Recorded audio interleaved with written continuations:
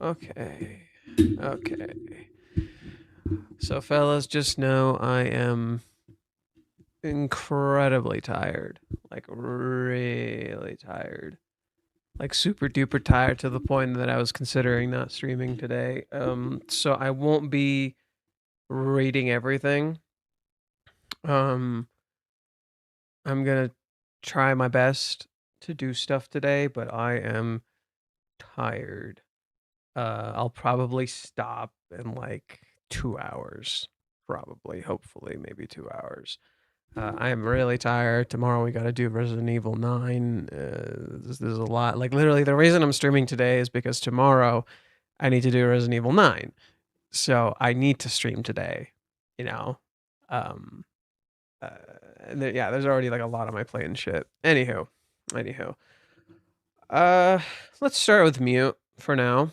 Let's see what Mute had to say, and then I'll maybe read like two things from Reddit, and then I'll read my analysis. Okay. The concept of justice and ideals. So there's an interesting thing is that Chizuru in Japanese actually says justice. She doesn't say the right thing. She says justice, which I think is really important. I think it ties directly to Kazuya's speech to Sayuri in chapter 145. I think that's absolutely central. This is a very important thing. Why? What is going on with Mommy? What is going on with Ruka? Right? Ruka just sexually assaulted Kazuya, yet Kazuya, the victim, is the one seemingly to blame in this instance. And let's flip that on its head. There's absolutely no justice when it comes to Mommy's character, where she seemingly got away with what she did and nothing fucking happened to her. So this element of justice is kind of like an important thing for the characters, and I think Reggie really wants to talk about that. In particular, like how a lot of people just get away with things, like justice is blind, if you will. People just kind of get away with things. So I think Reggie's introducing that for a very particular reason. I did a crazy fucking analysis, and I low key might know where this is going and what Reggie is doing. I low key might have an idea, and I think he's been telling us this whole time. I think he's actually been telling us where he's taking it this whole time. And we're just literally not picking. We're just not noticing what's in front of our eyes. I've been in somewhat. I kind of felt like this was the direction he was taking it, but I kept telling myself, no, I don't think he'll do that. That's a little too dark. And now I've gone to the point where I'm just like, oh, okay, no, he's definitely doing that. This is the kind of thing I bet he would get into a fight with his editor over. And I really would not be surprised. Anywho, let's keep reading for this. I'll tell you what my theory is. It's long, by the way. I wrote a lot. Yamori wants Chizuru and Kazuya to be a couple, but Chizuru has her own ideals. Since their values differ, the debate just goes in circles. Okay. Introduction. This time it seems to that many readers who comment on Chizuru as a troublesome woman on platforms like Manga Poke. However, I think it's a bit off to just end the discussion of this story with just one phrase. If asked whether she's troublesome or not, she might indeed be troublesome, but I'd like to delve deeper into this aspect. People only fixate on Chizuru being a troublesome woman, and in so doing, they've completely missed the point of why we're here, why we are where we are. The front space features Chizuru's grandparents. This is partly because Sayuri-san's words appear at the end of this time. For Chizuru, her grandparents probably represent the ideal image of a married couple. Yamori-san is delighted by Chizuru's words, I think I'll start dating, but it's under the premise of there's no stage and Kazuya confesses. Right? It's literally a hypothetical that lets her let loose. This is nothing more than a flipped way of saying, I can't be with you right now. In reality, there's also the stage to consider, and Kazuya can't confess or explain why he likes Chizuru. It could be said that he's escaping into a what if world. Like, if I win the lottery, I'll quit my job. Yeah, that's a good way of putting it. Yamori declares Chizuru as a middle schooler who doesn't know love, and tries to oh, she actually says that in Japanese. Oh, interesting. Wait, did I don't recall. Did she say that in actual like I don't remember. Did she actually say that?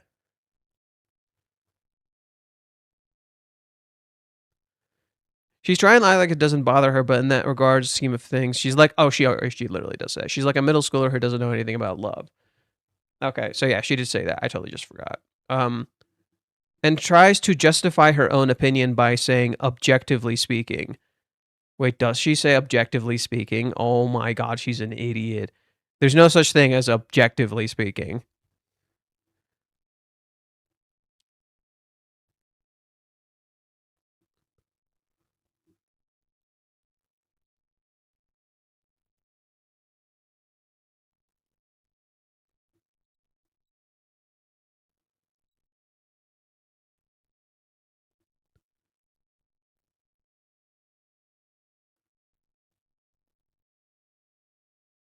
Maybe it's a... Where does it say in objectively speaking, I wonder?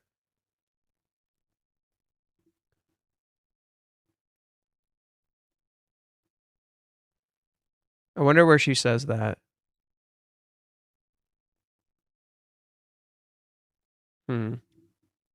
Seems like somewhere she says objectively speaking.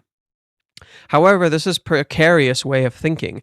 Yamori is a romance otaku who enjoys favorite pairings. Yeah, literally. He I'm surprised no one is seeing this, but I'm surprised no one's seeing this, and Mute here he is picking up on this shit. Kazuya winning over the unattainable Chizuru is Yamori's dream, and I strongly hope that the two of them become lovers. However, is Chizuru's own will being taken into consideration here? It almost feels like Yamori just wants things to go her own way.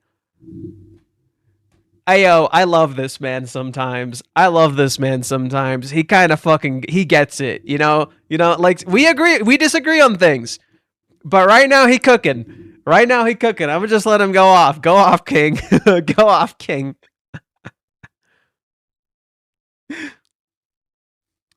Yamori is the type who takes a lighthearted approach to romance. In contrast, Chizuru is the type who can't compromise. Chizuru herself knows that once she starts dating someone, even if her feelings fade, she can't bring herself to end the relationship because she can't decide whether that's right or ideal. She says she can't start dating someone easily. You know, it's interesting about that because you see her end the relationship with Kazuya in the date. Doesn't that contradict her own words? Right? Wouldn't that contradict her own words? It's almost like I think she's talking about Kazuya. So bear with me here. I think when Chizuru is talking about right here is in reference to Kazuya. If I start dating someone casually and I've decided to care for that person, the relationship will kind of just drag on. I'm not trying to say that it's what's best for him. Is it the right thing to do, or is it just an ideal? I don't think anyone can say for sure. I think she's actually talking about Kazuya, because think about it.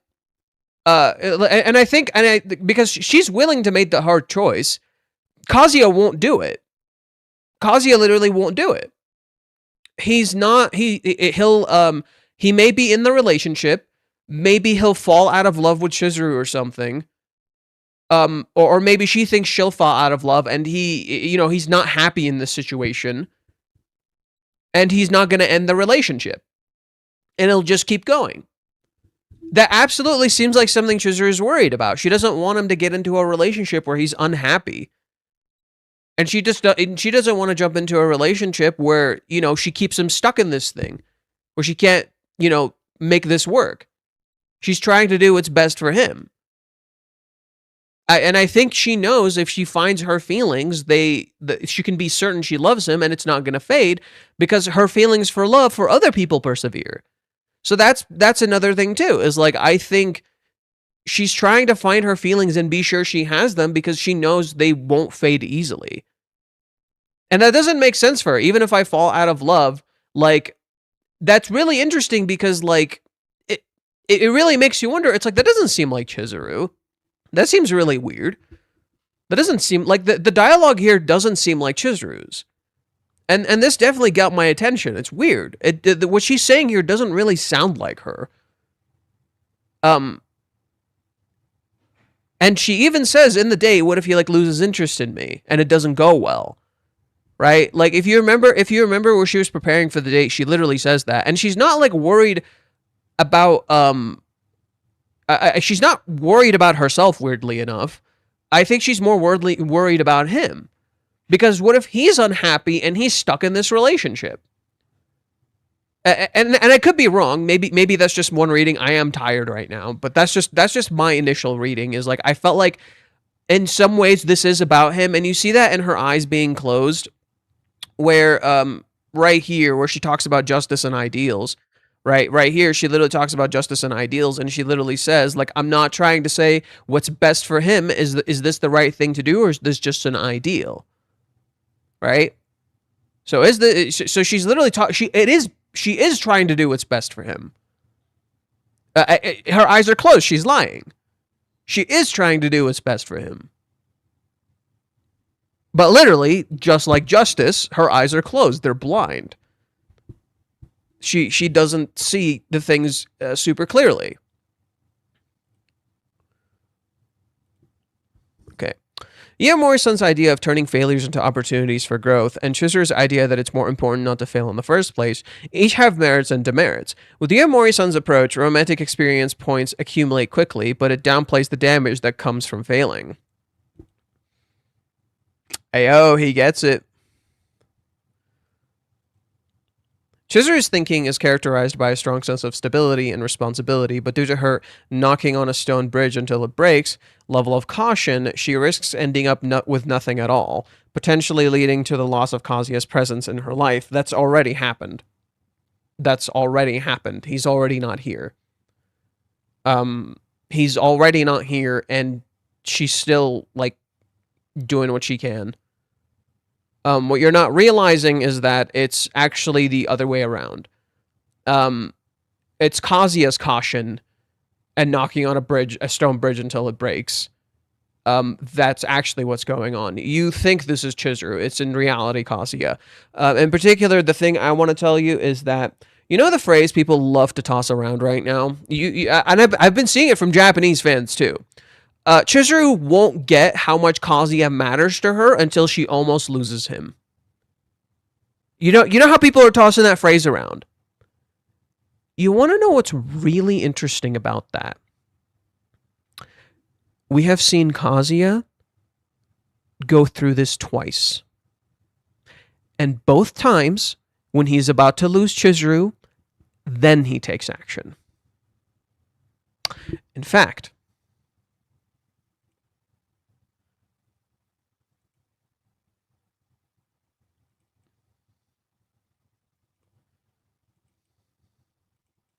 remember why Kazuya calls Chizuru? That's right.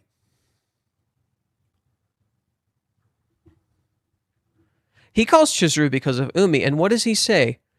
I don't want anyone to take her away from me. What are the only times Kazuya takes action? Right after he's rejected, and he sees Chizuru her, and then when he's leaving the house, and he doesn't want to lose her, he takes action. When he thinks he's going to lose her to Umi, he takes action. So, just to give you a hint about my theory, he's going to almost lose her. Kazuya is going to almost lose Chizuru. And not in someone's going to take her kind of way. He's almost going to lose her. And then he's going to wake the fuck up. That's a little hint to my theory. Okay, let's continue reading what Mute wrote. Chizuru's thinking is characterized by a strong sense of... Okay, we already read this. My bad.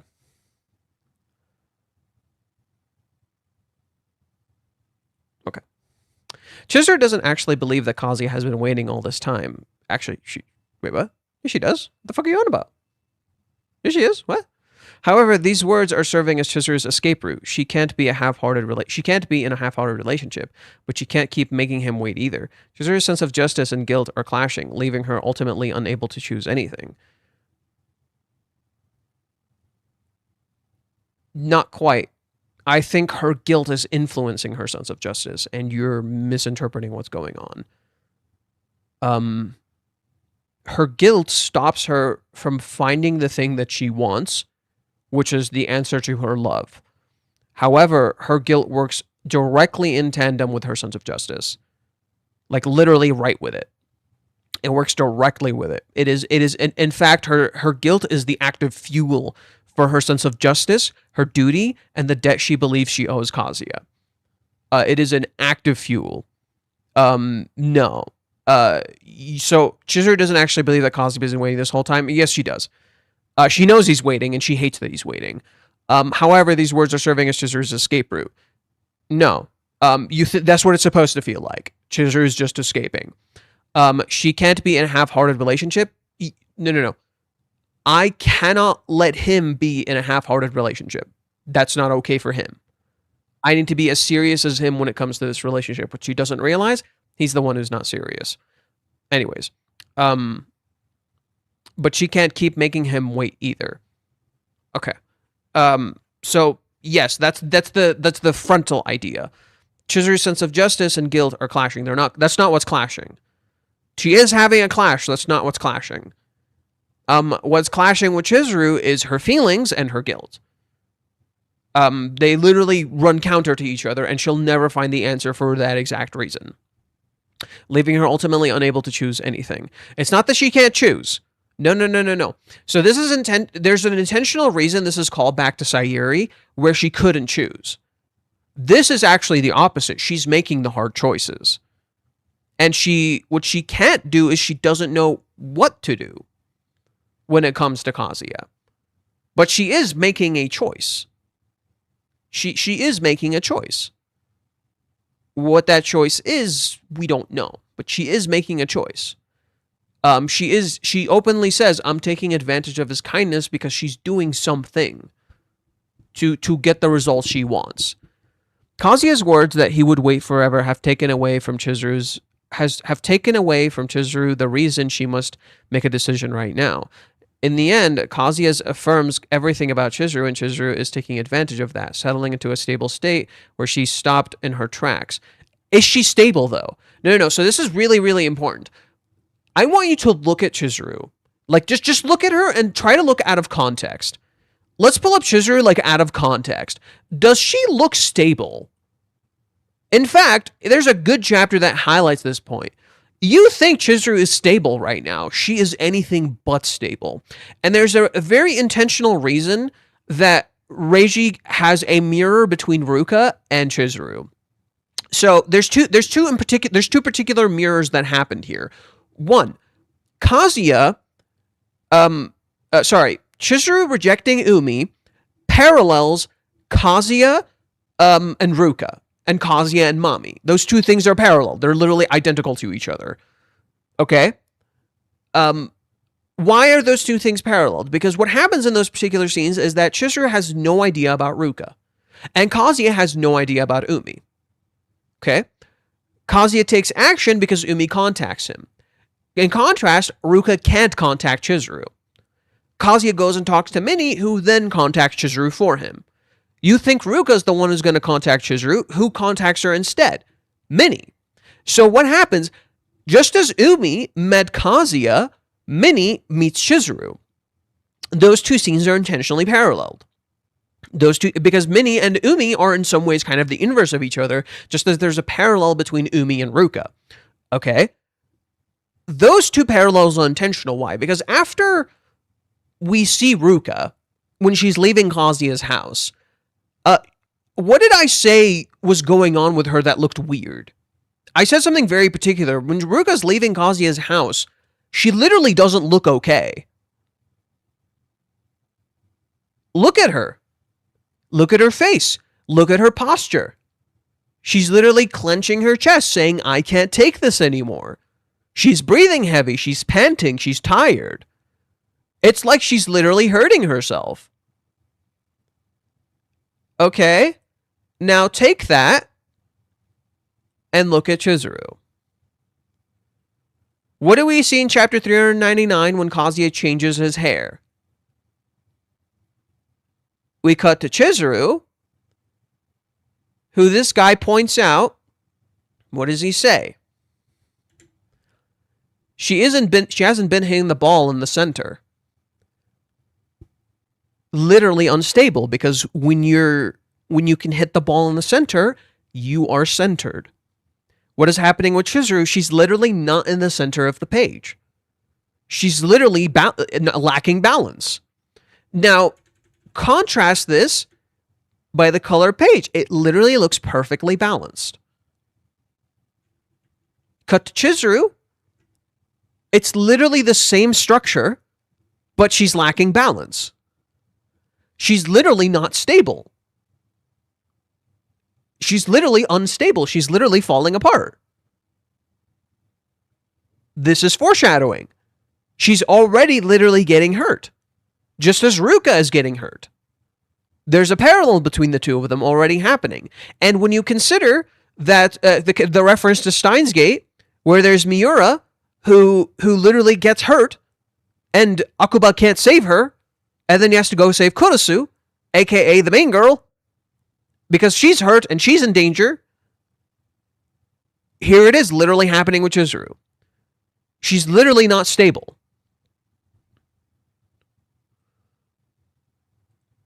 Right? So there's a parallel between Ruka and Chizuru where they're literally both unstable. And they're literally both falling apart. And they're doing it to themselves in reverse ways.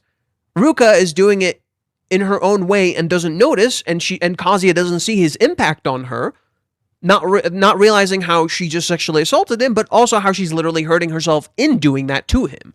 In contrast, flip that on his head. Don't most people look at Chizuru and think of her negatively right now? She's a bad person. She's hurting Kazuya. She's using his kindness. She's using him just like Ruka was just using him. And Chizuru is literally getting hurt in the process. Don't every single character in the story not feel like themselves anymore. And why is Chizuru doing this? Because she's trying to give Kazuya the relationship he wants. To be in love with him before they start dating. To find her answer. She's hurting herself so he gets what he wants. And there's more proof in this chapter too. But hold on. Let's keep reading what he said. She seems to have become timid towards love and looks like she doesn't favor change or risk anymore. Yeah, about that. She's literally actively changing. You just think she's not. You've been tricked. Reishu's got you hook, line, and sinker. Chizuru's loop of justice and guilt with her overly cautious personality, trauma from her father, and her indulgence towards it's so funny. He's literally talking about how Minnie is wrong, and yet he just used trauma from her father, which is what Minnie says. Bro, why are you listening to her? You just said she was wrong. The fuck? Why are you listening to her? You just said she was wrong. Trauma from her mom, more accurately, the sense of justice comes from Sayuri, which is why Sayuri is referenced. Sayuri is the one who instilled the sense of justice into Chizuru. That is why Sayuri is referenced. And her indulgence towards Kazuya all combine like this. Both Yamori-san and the readers can't help but feel anxious about whether a day will ever come when Chizuru and Kazuya can actually be together. This is probably why she's called a troublesome woman, right? Yeah, literally the things he listed. That's what the readers perceive, and that's what Reiji's about to show you you're all fucking wrong about.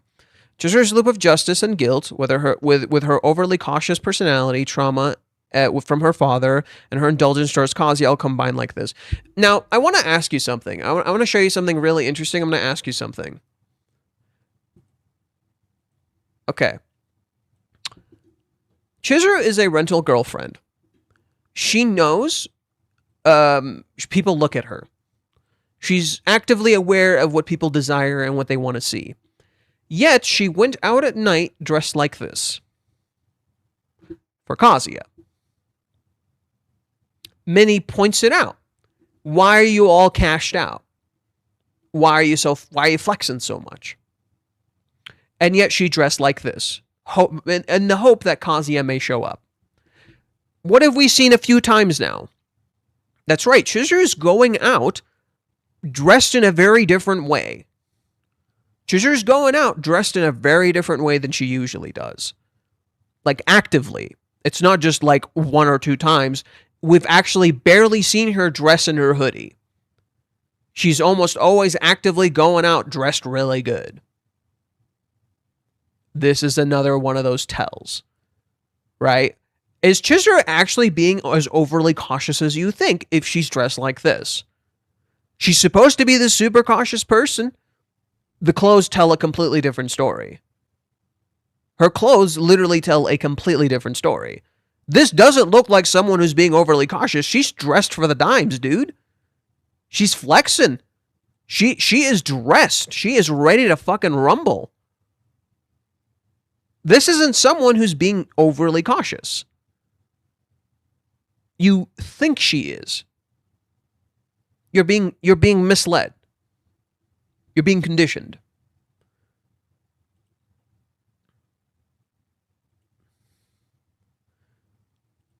Okay. Let's see. Yamori's son who sets up a flag by keeping quiet about Ruka's matter. Yeah, so that's already a red flag. If Chizuru finds out, there's a risk that the foundation of Kazuya's feelings for Chizuru being 100% love could be completely overturned. I actually think Chizuru finding out is a good thing and would probably save their relationship. But, yeah, you guys are not going to like what I think is coming. Will turmoil befall Chizuru, who's trying to move forward by recalling Sayuri-san's words and reflecting on them? Okay. Simulation. Will Iamori report on the girls' nights to Kazuya and they do a simulation about the romance? Or will it go back to driving school arc where they use the drive simulator at the driving school? Probably the latter, I'm gonna be real. Most likely the latter. So what's this person got to say?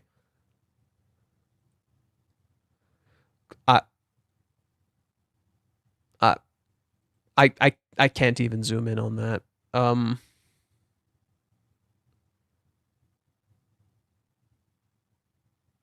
Chizuru changed her mind because she sensed her grandfather sent in Kazuya, so her ideal image of a married couple is in a relationship like her grandparents. The focus now is close Kazuya can get to that ideal. That's the mistake. That's the mistake. So yes, this is quite literally what I said. Aren't Kazuya and Chizuru? What do you think is coming? It's coming a separation. Oh no, so much worse. We're already separated. What I'm expecting is like 10 times worse. And you guys are not gonna like it. You guys are not gonna like this. I'm smiling because I'm like, shit, I might have called it, but I'm at the same time utterly terrified. Please understand. The way I cope is I smile. So let's see what this person said. In other words, their objectives were aligned. Even if Minnie hadn't spoken of Ruka, it would have meant betraying Chizuru. She was merely protecting her brother and buying him time.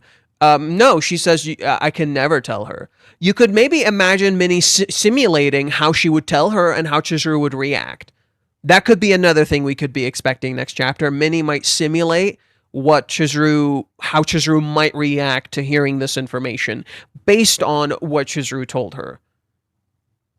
A close call with death? No. Yes and no. Yes and no. Not death, but a close call. Like I've said, Kazuya is going to get really close to losing Chizuru. And I have essentially two theories that are inherently connected to this. But let me see here. I think I even made the theory prior. And there's already been hints about it. I'll give you a clue. It's related to Ruka. I don't think Mr. Iamori needs to tell Chizuru about Ruka, and indeed would be better if he didn't. But no, she needs to know.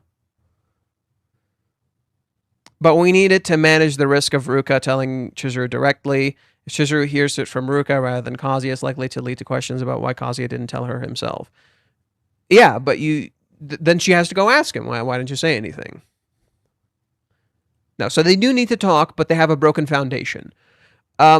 Okay, so if one correctly understands the author's intent, the events that befall Chizuru on the 11th will serve as a counterpoint to the events involving Kazuya and Ruka. In other words, the story will not progress until then. Anyways, so what I wrote pretty much this today. The closer I look, the more the reference to Steins Gate makes sense. Chizuru and Kazuya have a broken foundation, much like Kurosu and Okuba do. Kazuya created the current timeline like Okuba did, thinking he's helping when in reality he's making everything worse. Isn't Kazuya like getting along with mommy now? Isn't he like seemingly improving his life? Isn't, him seemingly doing all the correct things at first, and then literally every single one starts falling apart one after another, right? He needs to see his mistake and correct them so Chizuru can save him. He needs to save Chizuru in order for Chizuru to save him. I had this theory like since fucking August. In Steins Gate, the final result, the finale results in the end and rebirth of the relationship where the two characters, Okuba and Kurosu, can finally start working on building an actual relationship because they literally had a broken foundation where they didn't know what they meant to each other because of the time traveling. Because of the time traveling, they didn't know what the other person thought or meant to them. In the beginning, Okuba and her form a relationship, but it's based on an alternate timeline. So when he comes back to the current timeline and saves her, she doesn't know what she means to him. She doesn't know. She has no fucking clue. So eventually she ends up time traveling herself in order to save him because he starts disappearing. So she saves him and then she starts kind of understanding. I disconnected. Okay, am I back? It says I'm back. I'm just going to keep going. Like Kazuya is Okuba from Steins Gate, who chose to use D-mail and trapped himself in the wrong timeline. Where, like Okuba, he must realize that lying to Mayuri, to Ruka, he is lying to Ruka. He's literally still lying to Ruka, by the way. He lied to her about how he feels towards her. He absolutely feels sexual desire towards Ruka. That is not love, and he needs to set that straight, and he needs to clear things up with Ruka, and he needs to free her and end things.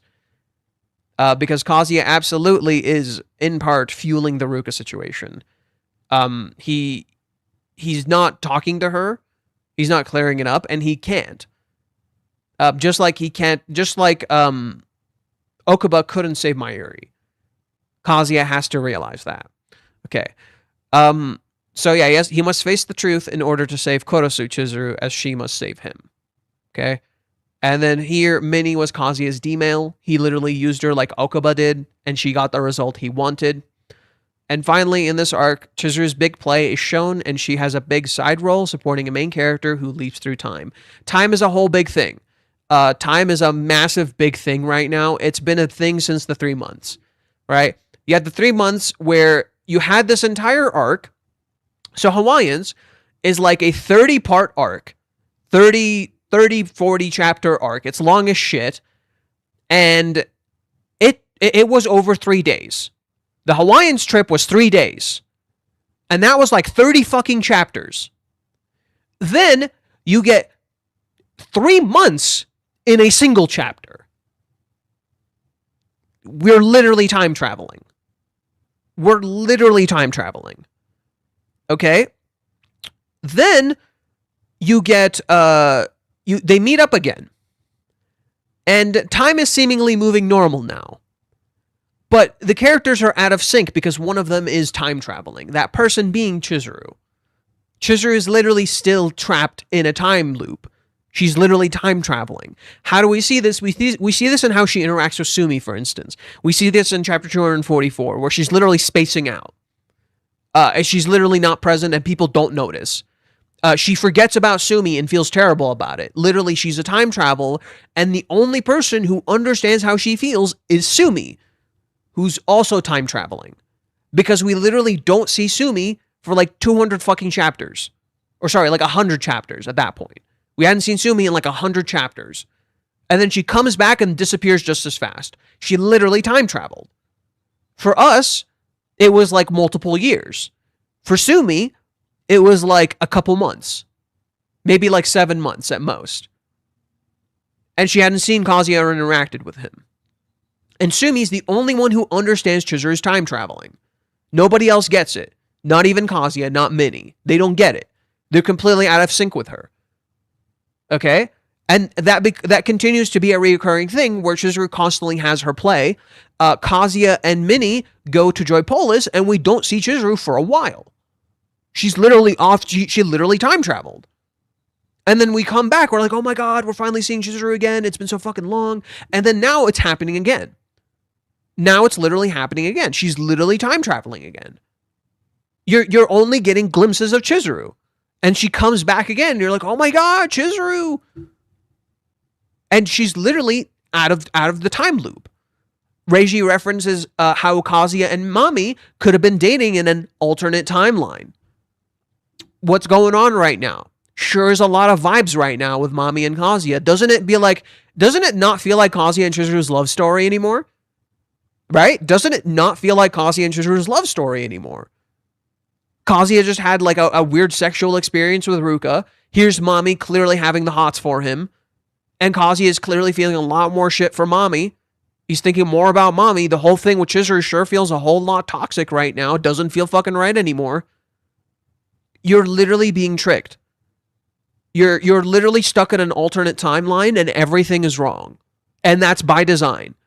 I think this is Reiji's magnum opus. He's been building to this. He's been building to this alternate timeline that he's been constantly referencing.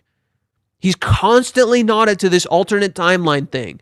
Ayo, we're going to end up in an alternate timeline. Nothing is going to make sense. And here we are. This is where we got. And Reiji is setting this up immaculately. And yeah, so I guess I can start reading what I wrote. Because I wrote a lot. I wrote a fuckload. So, let's leave it here. So, okay. Let's see.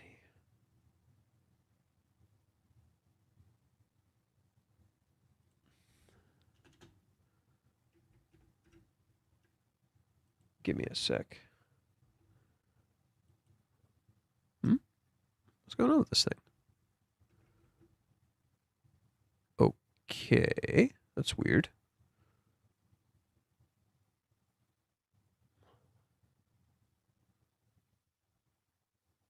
Okay, so let me start here.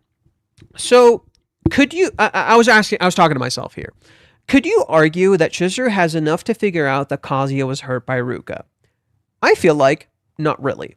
Yes, she saw the blackmail, and she saw that she won't give up despite Kazuya loving someone else, but is that really basis for sexual assault?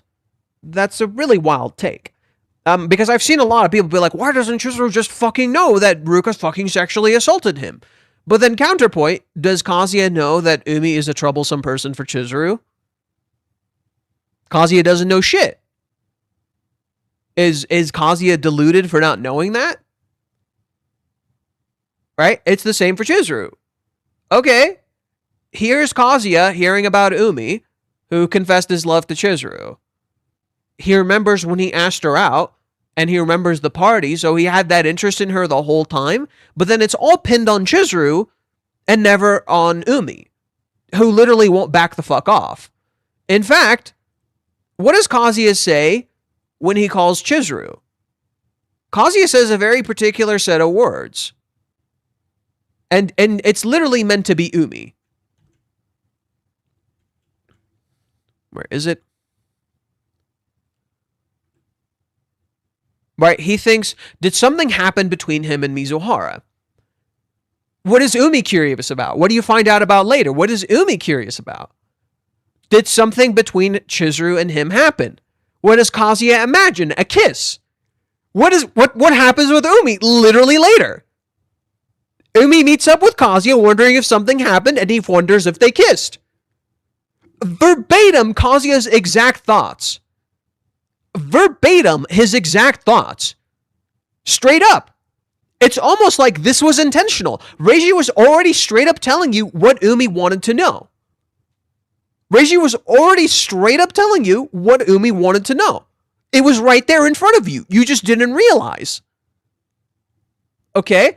Wait a second, this is freaking me out. Something must have triggered this. What could have happened to make him want to see me? What could have happened to make her want to reject me right now? Could that really have been the final part of her research? Is she done with me forever now? Umi, right? Flip that on Umi right now. Is that If that's the case, it would make sense that he's looking forward to it. Maybe they came to an agreement, so he's coming to give the final word. Flip that. He's going to Kazuya to get the final word from him. Kazuya, look at Kazuya freaking the fuck out that Umi and her might have kissed, and then he imagines them kissing again. Now look at Umi and how Umi reacts to Kazuya and Chizuru kissing. He's super happy. Isn't that weird? You're literally seeing contrast. It's right there. You're literally seeing contrast. It was there the whole time.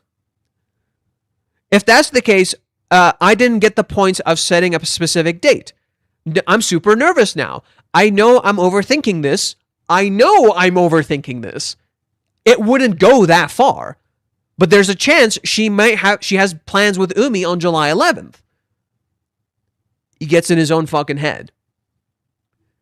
Anyway, I feel like I should hurry up and make the day of July 11th. Oh, look, he got scared of losing her, and that's what got him to take action. In contrast, Umi loses her, and then he takes action. Isn't that interesting? Umi only takes action after he loses her. He never had her. In contrast, Kazuya is literally imagining losing her, and then he takes action. They're like inverted mirrors. They're literally like inverted mirrors. Okay, I thought I could do this a bit later, but I should do it as soon as possible. Oh, look, you gotta get fucking scared and do what you need to do. Should I send her a line message or call her? Umi can call directly. Is that how close the popular people are to each other? Now that I think about it, this will be the first time we've talked since then. It's really difficult to know how I'm supposed to approach her. Umi hasn't talked to Chizuru in that whole time. Right? In that same way, Kazuya hasn't talked to Umi in that whole time. How is he supposed to approach him? So you could literally see that with Umi interacting with Kazuya. Maybe he didn't know how to approach this. Calling her would be the fastest, but it's possible that she won't pick up because it's awkward. If she told me that she already made plans with Umi-kun, then I'd freeze up and not even know what to say. Maybe I can contact her. I don't want to lose her. Let's see here. She isn't picking up. Maybe it's just way too awkward for her, or maybe she prefers Umi-kun and now she's distancing herself. Isn't that literally what just happened to Umi? She's literally conveys to him, I'm preferring Kazuya, I'm going to distance myself.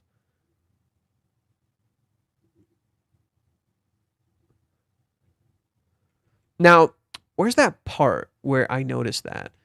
Kazuya says something about Chizuru.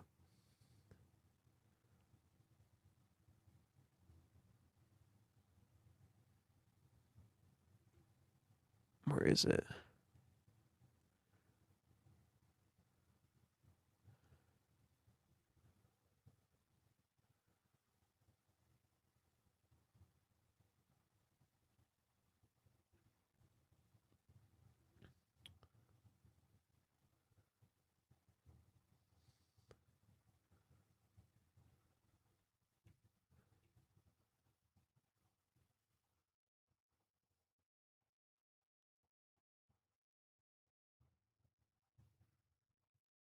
Sorry, I'm trying to find one particular thing Kazuya says.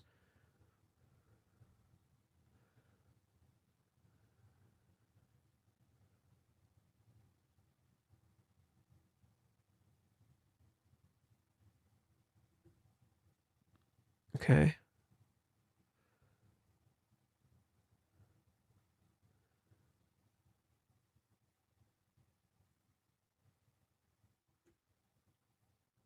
Where is it? Maybe it's the next chapter.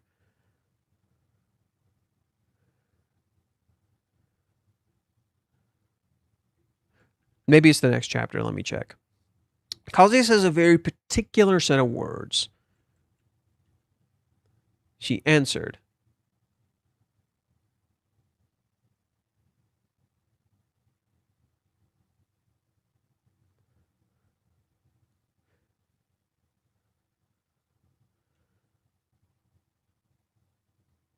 Right? Again, I don't want anyone to take her away from me. Oh, look, the trigger. No, he says I would just be like a guy who's incessant and annoying. Where is it?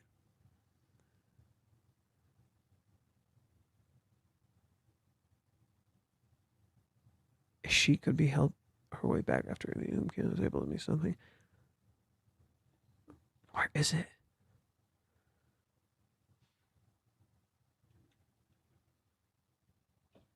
Okay, I managed to ask her in a way, this is basically checking if this is true, was there really meaning to the kiss. It's possible that Umikun has already asked her out. To her, I could be the one guy who keeps asking her out despite already being rejected. Isn't that literally Umi? He literally keeps asking Chizuru out, even though Chizuru shut him down like 4 fucking times. Isn't that literally Umi?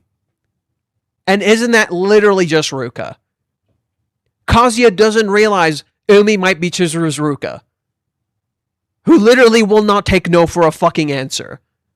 She already rejected him, and he won't back off. Now, look at that with Kazuya. Chizuru rejected him, and he wouldn't take no for an answer. He kept saying he will keep waiting. Now, what Reishi's trying to convey to you is that there are a lot of men and women, just people in general, who will fucking do this. They will not take no for an answer. They will keep trying, and we romanticize this shit. We love romanticizing someone not taking no for an answer. You know, they're persistent. They keep trying. But that's fucked up.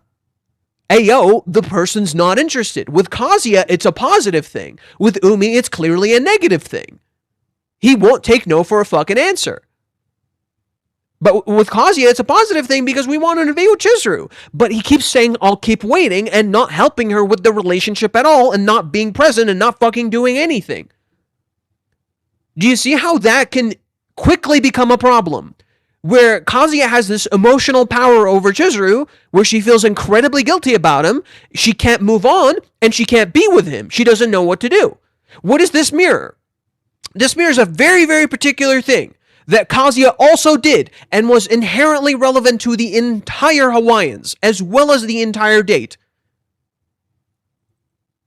Yes, Kazuya did this too. If it'll load. Please, baby.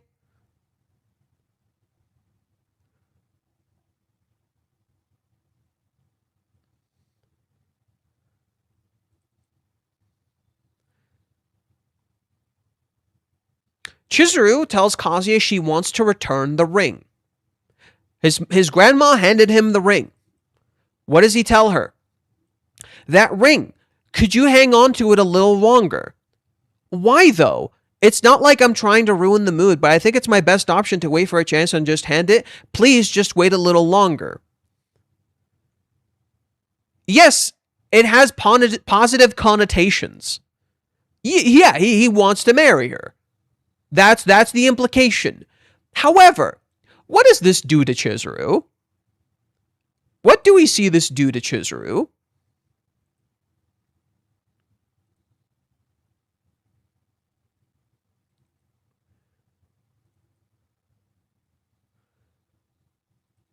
When she's talking to Harumi, and she finds out the ring was hers, and Grandma Nagomi gave her that ring. That ring, up until it was given to me, she wore it. It never left her for 25 years. They were together no matter where she went or what she did. To give that to somebody, what would that have to feel? She must miss it, like a small part of her is missing. Can I really do this to a person who'd give that ring to me? Kazuya didn't let her give that ring back, nor would he take it from her. So she has to carry that. She doesn't have a choice. She didn't want the ring, Nagomi handed it to her anyway. They didn't ask if she wanted the ring, they just fucking gave it to her. Kazuya didn't ask if she wanted the ring, he just said to keep holding on to it. Nobody asked what she wanted, just as nobody asked Harumi what she wanted. They just did it. They didn't think about it. They just did it. Can I really do this to a person who'd give that ring to me, to someone so kind? She feels incredibly guilty. I'm sorry, I'm a rental girlfriend. I'm not his real girlfriend. I can't wear this ring, and I can't give it back either. He trapped her. He was already doing that. Now, go to the rejection. What's there in the rejection? What is the thing that starts the rejection? What triggers the rejection? What starts it all?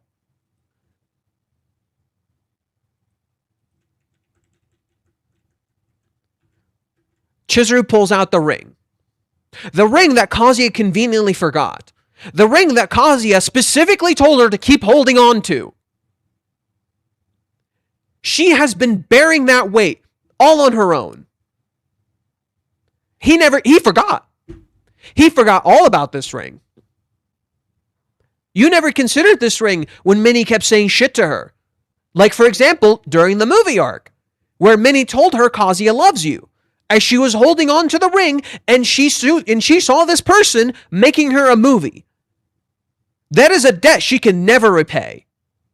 He loved her, he made her a movie, and she didn't know about her own feelings. That is a debt she can never repay. She can literally never ever do it. How the fuck is she supposed to feel? Never thinks about that. Never crosses your mind. Yeah. So Chizuru is bearing this burden all on her own. He knew she had the ring. She fucking told him she had the ring. He's the one who told her to keep it. And he conveniently forgot about it for 4 months. That thing has been on her, that weight has been on her for 4 months. All on her own. Nobody to help her. Minnie has no idea about the ring. Minnie has no clue about the ring. She never even considered this pressure on her. Minnie has no fucking clue. How could she possibly know there was a ring? How could she possibly know Kazuya's family pressures her this much? How could she possibly understand the pressure Chizuru's under?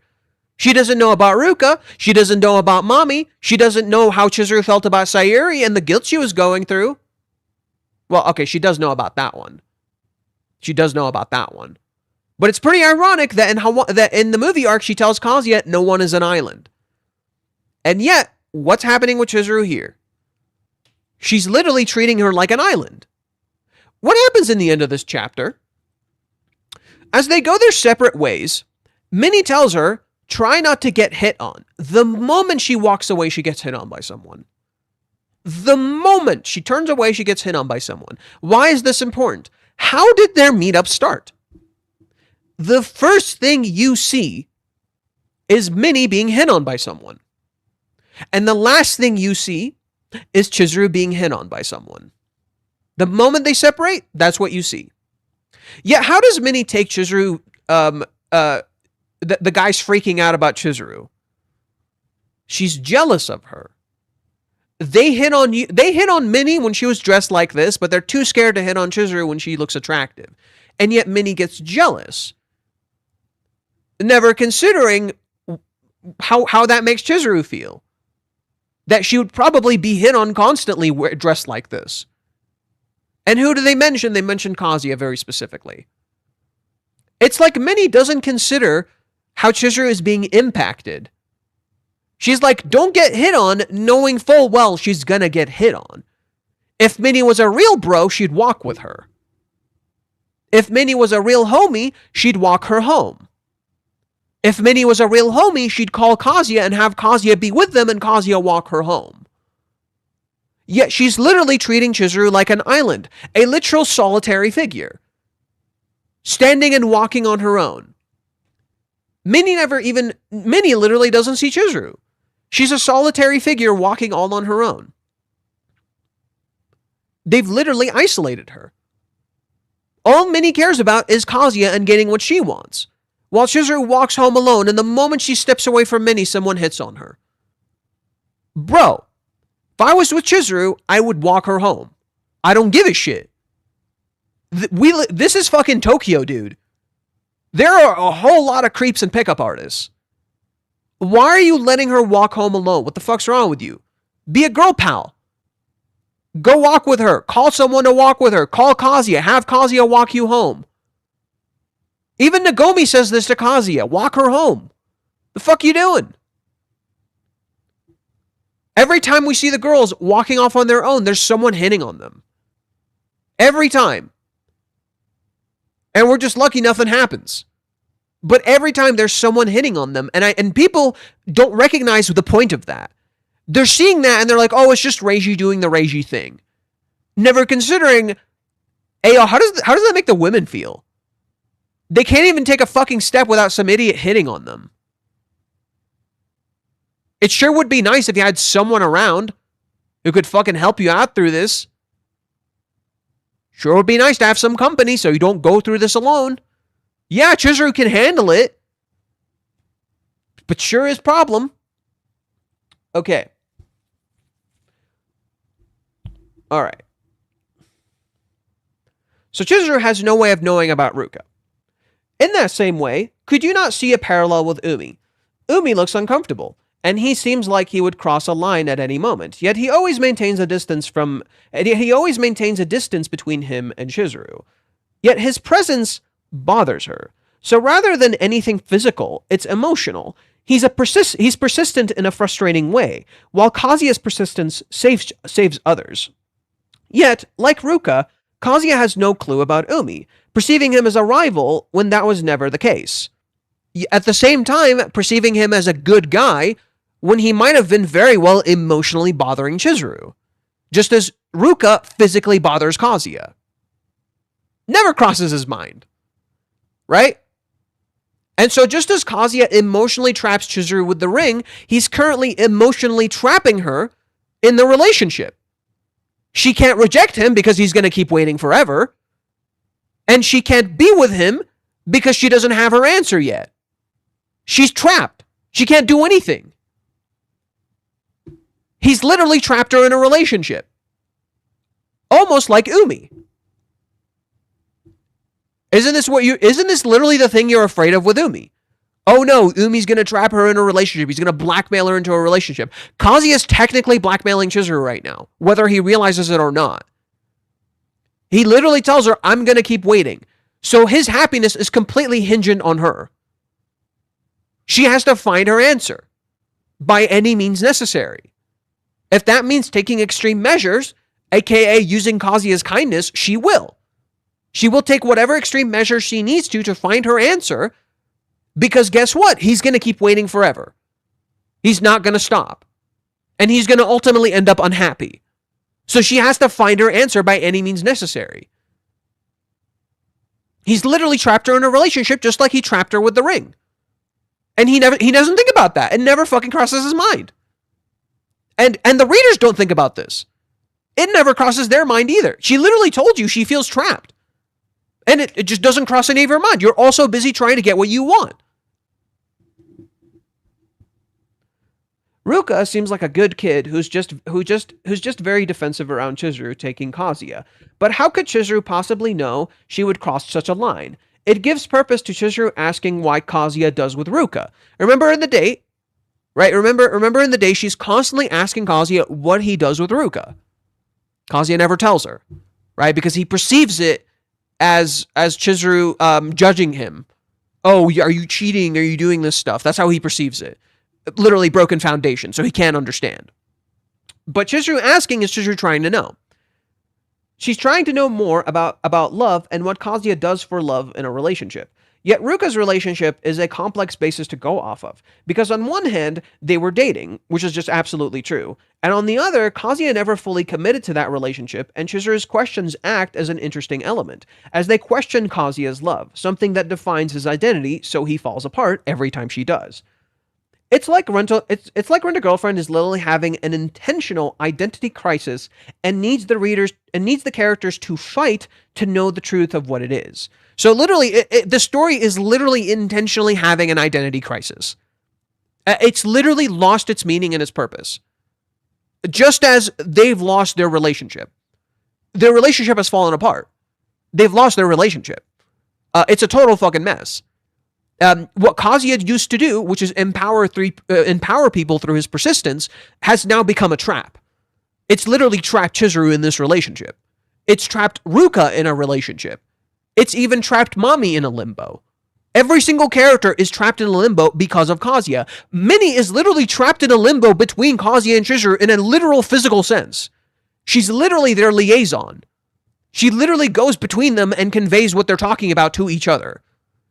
Every single character is literally trapped between Kazuya and Chizuru's, in a relationship with the characters. Between Kazuya and Chizuru's relationship, in some way, shape, or form. And it's all Kazuya. It's literally all Kazuya. He's literally Okuba. He thinks he's helping everyone. He's made everything worse. Right? Ruka is trapped in a relationship with Kazuya because she feels this deep lust for him that she can't let go of, but she knows it's over. But she keeps getting led on because he keeps letting her physically touch him. So it keeps giving her this false sense of security to the point that she sexually assaulted him. And Kazuya, after being sexually assaulted, doesn't set the line. Yes, it's a victim's response. However, the victim's response for Kazuya stems specifically from Kazuya himself not addressing his own sexual desires that he had prior to being sexually assaulted by Ruka. That he always had, and he was always aware of. But because he doesn't address them, and he hates this part of himself, he can't deal with Ruka. Go to Mami. Mami asks him, do you love me? He knows he loves Chizuru, but he doesn't know what he wants with Mami, so he doesn't turn her down, giving Mami false hope. Now cut to Minnie. Okay, he's interacting with Minnie. Minnie is literally his love connoisseur. He talks to her constantly about his fucking relationship with Chizuru. And yet, in that same way, because he's interacting with so much about his love for Chizuru, she's seemingly catching feelings for him. And she's literally trapped herself. Now she has these feelings for Kazuya while at the same time, she's supposedly supposed to be helping him in his relationship. So it's literally counterintuitive. And yet she's super stuck on this, to the point that she's even catching feelings for Chizuru. And she thinks, oh, maybe Kazuya isn't a good fit for Chizuru. And then you go to Chizuru, and I already explained Chizuru. She's literally trapped in a relationship with him. Like, he's turned this relationship that should be a positive thing into a trap for her. In a sense, Kazuya needs to free her from this relationship in order to truly start a proper relationship with her. He literally needs to let his love go in order to free Chizuru so she can find her love. He literally needs to he literally needs to free her.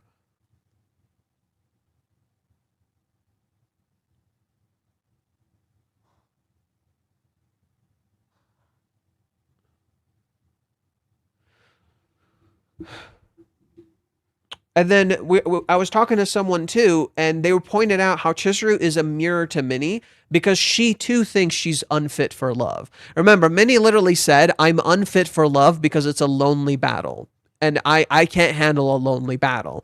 Chizuru can handle a lonely battle, but she too thinks she's unfit for love. She literally says it right here, I know that I am no good. I know I am flawed. If I start dating someone casually and I've decided to care for that person, the relationship will just kind of just drag on. Even if I fall out of love. What she doesn't realize, she's describing Kazuya. And that he seemingly can't let Chizuru go. He literally can't give her up. He said it himself. So Chizuru is trapped between three particular things: debt, guilt, and duty. Okay, I'm going to start reading what I wrote. Chizuru is going to get hurt somehow. Probably, maybe from overwork, maybe from something else. And this is what will make Kazuya act. I've noticed a pattern of people saying Chizuru will not realize how important Kazuya is to her unless she almost loses him, or if she's about to lose him or something. I've heard it from Japanese fans and Western fans, and then some saints, and then someone sent me a message. So someone sent me an email. They were talking about they think Chizuru's going to get hospitalized. And I'm like, okay, that's possible. Okay, so I'm like, okay, let's play off of that. So they said Chizuru might end up hospitalized, and I'm like, okay, that's interesting. This, in tandem with the reference to Steins Gate, kind of all clicks. But in particular, Reiji has actually told you what might happen to Chizuru, and again, you don't realize. Okay. But in reality, Kazuya is the one who isn't valuing Chizuru right now. I've been saying this for a while, and the only way he is going to learn is if he almost loses her. He already got signs of this. We already got signs of this. For instance, when Kazuya when does Kazuya finally call Chizuru? When what does he do? What does he say in this scene? That's right. His fear of losing her to Umi, and he literally says, I don't want to lose her to anyone. This connects to a scene that was regularly referenced in the Odaiba date, the Tiger's Den. In fact, we have had a lot of indirect references to the Tiger's Den. If you guys remember, chapter 409, I believe, 408 with Umi, had a whole bunch of references to the Tiger's Den. For instance, when we cut to this place, it's called Nakano Plaza, Umi's last name. These people, we saw her in Chizuru's, the first time we saw them was in Chizuru's play, which Umi got for her. Here, we see these people who were at Umi's party. And Chizuru saw them, Chizuru saw this particular girl in a show she watched where they were kissing. There's a whole lot of connections to Umi. It's very intentional. Why? Okay. And what did Kazuya talk with Chizuru about in that time? Do you guys remember specifically what Kazuya talked to Chizuru about in that time? What conclusion did he come to during that arc? I don't think people remember. We never see what Umi talks about with Chizuru. We later find out he seemingly confessed to her. What does Chizuru tell Kazuya? Kazuya asks her, do you not want a relationship or anything? Like a boyfriend, someone right by your side supporting you. There must be a ton of great guys out there, but you don't have a boyfriend. Is it because you're an actress? Would he just get in the way or something? Not really. I think it'd be nice, you know? Huh? And nowadays, a lot of actresses don't bother keeping their relationship secret. It seems nice having something stable, not having to fall in and out of love. And having someone there by your side supporting you, what could ever top that? Still, I'd feel awful working as a rental girlfriend if I had a boyfriend. So the day I find someone is probably the day I quit. And besides, I suppose when I fall in love with someone, you want to be with them and to always have them by your side. Starting to get chilly, let's go. Kazuya says, what a fool I've been, a complete fool. For a rental girlfriend, it's all just an act. These clients play the boyfriend and they act out a relationship. How many hundreds of times has she been wooed? How many hundreds of thousands of dates has she been on? And yet inside Chizuru Mizuhara is a girl who faces every new day head on.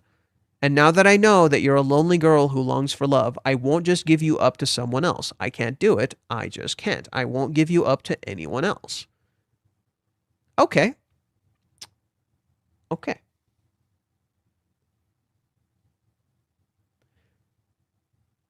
Yet, what did Chizuru say to Minnie?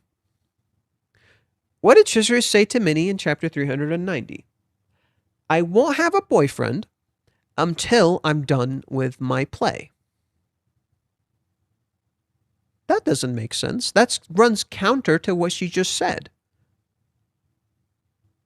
And we were, that date, that particular outing with Chizuru is referenced in Odaiba multiple times. What conclusion did Kazuya come to in that arc? He can't give up on Chizuru to anyone. In fact, he still says that now. But does he act on it? Isn't that interesting? Isn't this interesting considering Chizuru said she wants to face Kazuya wholeheartedly, yet doesn't do anything? Something people also give Chizuru crap for, yet don't notice with Kazuya.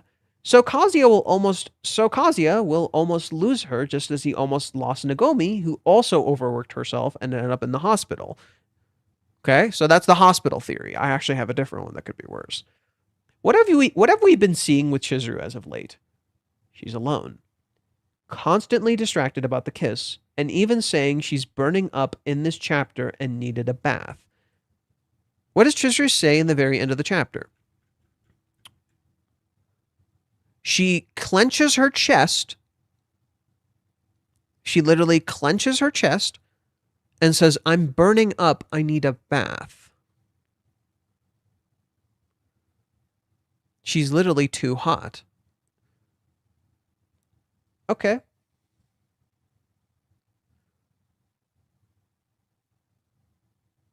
We've seen how tired Chizuru is now. Okay, sorry, one sec. She will work to the point that she doesn't walk. She will work herself to the point that she can't walk just for Kazuya. And I mean that literally. She did this in the date. She literally kept walking to the point that she couldn't walk anymore. And he has actively reinforced to her that she needs to do it alone. She didn't keep his promise to Kazuya didn't keep his promise to Sayuri. He didn't support her like he said he would. He left her alone while she was going through a big play, both him and Minnie, despite seeing how tired she is after work, despite her telling him how much she valued his presence, despite him knowing full well she will try to deal with stuff alone because she always has for those she loves. Yet he acts like she is invincible now, strong and unbreakable, despite how fragile she could be. When we see the flashbacks to all the important moments between them in the date, the scene of the breakdown is the smallest. So what am I referencing?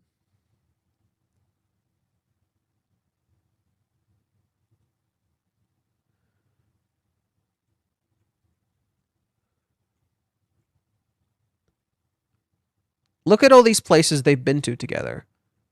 And what's the smallest one? The cheer up date. The smallest one is the cheer up date, the tiniest little piece.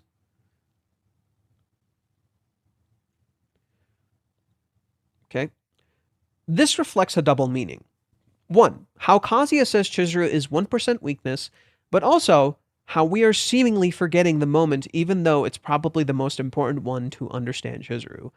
Chizuru literally only has 2 hours to meet Minnie in this chapter, yet she drinks with her despite having her play. She still shoulders her guilt, duty, and debt to Kazuya all on her own while trying to give him the relationship he wants, thinking she is the problem, that she has to solve all of this on her own. Just as she had to solve Umi on her own, while Kazuya thought she was getting with him, never considering what she's going through all on her own, how Umi might actually be stressful for her, being a man who has caused her trouble, how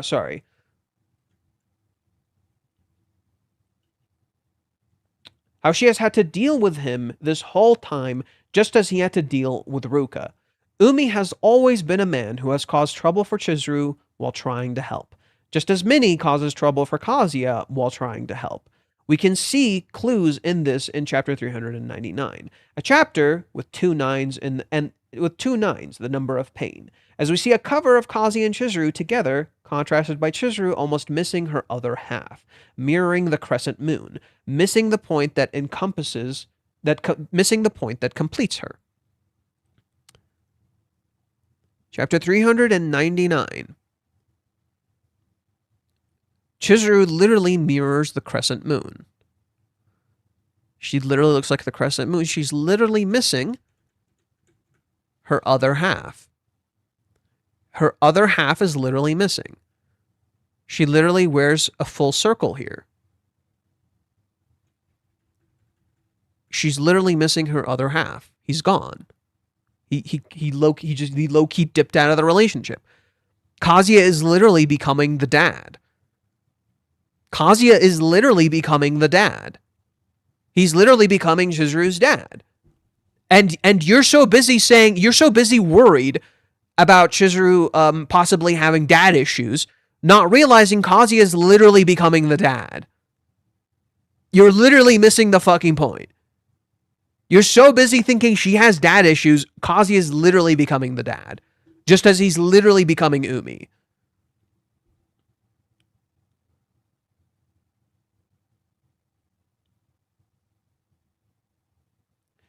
As the observers comment on how she is not herself, that her form is wrong and she is falling apart. And what does Nagomi tell Kazuya before this? Nagomi looks at him. He looks confident. He looks like he has his shit together. You should have told me that sooner then. You've got to learn to take initiative or else job hunting will eat you alive. And she is right. He's like, she's really tough on me. She's fucking right. He is out of his depth and he's going to get eaten alive. And he literally did. And he still is. He needs to know what's going on. Yet what do you see? Kazuya is totally oblivious to Chizuru. Kazuya is totally oblivious to Chizuru literally falling apart on her own. She even looks sick out of context. Right? Literally look at Chizuru. She's dressed very differently. She's not dressed for this. And she even looks sick and like something is wrong. Look at Chizuru in the previous chapter. What does Chizuru look like in the very end of the chapter? She literally collapsed. And she's literally lying there and she looks like she might have a fever. Because she's blushing so much. Let me go turn on the lights.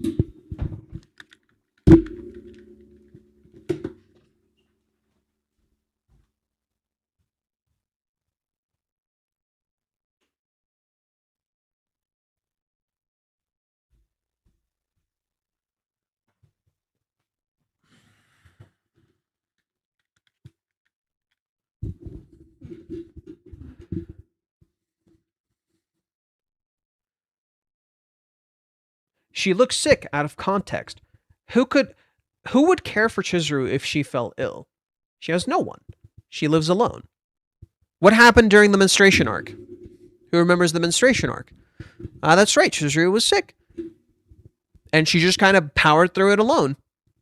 Right? She was feeling like shit because of the menstruation. She just powered through it alone. How many times has she had to do that? Time of the month. Pretty regular thing. On top of that, what if she actually got sick? Or needed help or something? She has no one. Where the fuck is Kazuya? Didn't he say he would be there for her even if their relationship ended? Where the fuck is Kazuya? What the fuck's he doing? So if anything happened to Chizuru, she's literally all alone. What if she got ill? What if someone showed up? Anything. Something. Nothing. He wouldn't know. He doesn't talk to her. He would have no clue if something happened. And she feels so guilty she won't tell him. Oh, look! That literally happened to Kazuya. He's literally all on his own. Something happened with Ruka.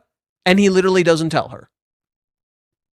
How does Minnie find out? She had to pretty much pressure him into it. And even then, she didn't know how to handle it for shit.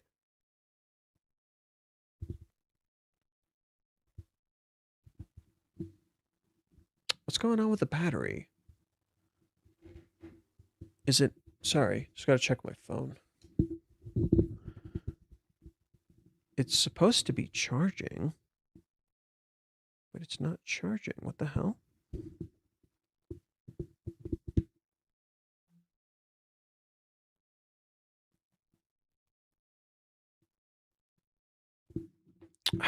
Give me a sec.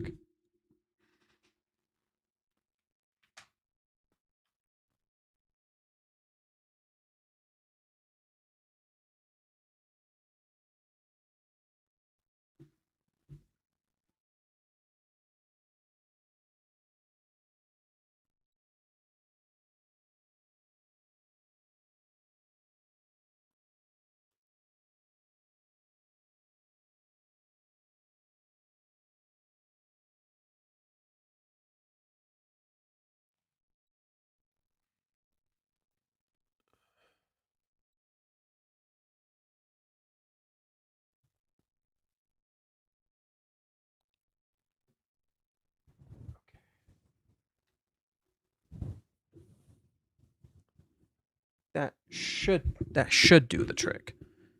Hopefully, maybe. That should do the trick. Hopefully. I've been having issues with my phone charging lately. It's kind of annoying actually. But this should hopefully do the trick. Okay. All right. This mirrors how Ruka almost looks sick after the incident, literally looking like she's about to fall over, dazed out of her mind, panting and beet red. Just as Ruka is seemingly hurting herself, just as Ruka is seemingly hurting her body in this pursuit, so is Chizuru getting hurt. And if the blisters Chizuru put up with in the date isn't a dead giveaway, I don't know what is. How about her birthday, where she bears with her isolation and loneliness and doesn't want Kazuya and the rest to throw her a birthday party because she doesn't think they should waste money on her? How about the chapter where she asks Kazuya how many kids he would want, and you get a flashback to seeing how she wants and you get a flashback uh and you get a flashback seeing how she went to Parents' Day all alone just so she doesn't trouble Sayuri, who was busy, telling Kazuya she would want a lot of kids so that they never feel alone like she did, willing to bear the pain of childbirth multiple times just so her children feel loved, willing to endure all this suffering for their future. How about when she tells Kazuya she hates that society thinks all that matters is that men gives the girlfriend love, and that's all that matters in the relationship, saying she wants to be someone who gives lots of love rather than takes it. Mirroring how she wanted to split the bill with him so that he wouldn't pay. Yet he wouldn't let her pay, saying it's the only way he looks cool. As she feels terrible and alone, like she caused this, telling him you are cool, you made a movie, yet he doesn't see it. And in all these chapters, she is bearing with the blisters. That whole date, every single part of that 30-part date, she put him over her current pain. Every single time, every minute detail, every chapter where it just dragged and dragged for you, she was bearing through that pain all on her own. And she always blamed herself and never him. Yet what did Kazuya do? Never once noticed. Never asked until it was far too late and she literally had reached the point where she couldn't walk anymore. Did you ever wonder why Chizuru didn't want to walk at the beach when Kazuya wanted to? And wanted to talk to Kazuya where they were standing? Because she literally couldn't walk anymore. Look at her smiling and happy 2 seconds later. Let me show you this. Right? Chapter 377. This is literally just before the rejection. Look at Chizuru all smiles. She had her blisters then the whole time. And look at her smiling like nothing is wrong. Powering through it like a fucking champ. She's having a great time. Look at her smiling and happy 2 seconds earlier. Look how ecstatic she is while her legs are searing in pain. Yet what did Kazuya want to do? What does Kazuya want to do? How about we head over there? Damn it, I should have drunk more alcohol. I don't have the courage. Let's keep walking. Right? Let's keep walking. Keep stalling because he can't muster the balls to take the initiative. Because he's so scared she's going to bite his neck off while she's out here literally bleeding for him. Kazuya is being made to feel and understand exactly what Chizuru has suffered through. So when she inevitably collapses from overwork or something goes wrong, he will know there is no one but him to blame. He let this happen, just as he let the blisters happen. He let it escalate to this point. He never checked on her, just as he let the 3 months escalate to this point. What did Kazuya never do in the entire day? He never checked on her. That's why he never knew about the blisters. He never ever checked on her. Who was constantly checking on him? That's right, Chizuru. The entire date she's checking on him. Are you okay? Are you upset? What's wrong? Do you want to talk? Is something on your mind? Every time in the entire date, she's constantly checking on him. He never once checks on her. Never once crosses his mind. Literally, the whole date doesn't ever cross his mind. The only time he notices, after he's been rejected and she literally can't keep walking. Like when it's a dead giveaway. Then he notices. Then he considers checking. Then he starts asking questions. And now what is he doing? Completely oblivious to what she's going through. He has no clue. How could he possibly know what she's dealing with? He doesn't talk to her. And you know Chizuru. You'll probably say something like, why doesn't Chizuru say anything? Yes, that's stupid. But that's always been Chizuru. That's literally always been her. She's always dealt with her own shit on her own. The one time Kazuya got her to open up, He then proceeded to make her feel like she has to go through it alone after. That's what he does in Hawaiians. That's what you don't realize.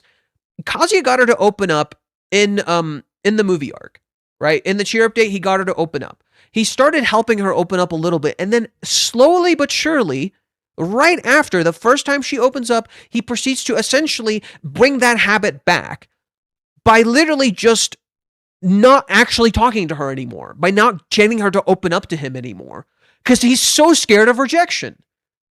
In the entire Hawaiians arc, he's so scared of rejection that he stops telling her to open up to him anymore. She's willing to, but she's not going to if she thinks it'll hurt him. And he never gives her the comfort space after that point. It literally stops. He stops giving her comfort space. Remember how in the entire movie arc, he's constantly giving her comfort space. Open up. I'm here. Tell me what you're feeling. So what does she try to do in the entire date? She literally constantly tries to open up like he wants. But he doesn't actually talk or check on her anymore. So she doesn't want to trouble him. So she keeps to herself. She sticks to her bad habit of keeping to herself and never asking.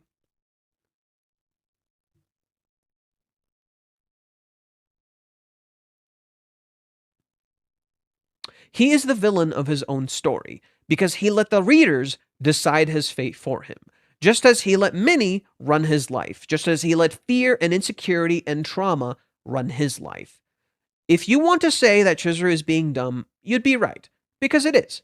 But it serves a purpose narratively. Chizuru has always been self-sacrificing, and while Kazuya saved her from that in the past, he became the new source of it in the present, and he must free her from it in the future so that she can free him from his own self-hatred and rejection. They have to save each other, for they make up for the other's flaws. No human is perfect. Everyone has their bad habits and they struggle to break.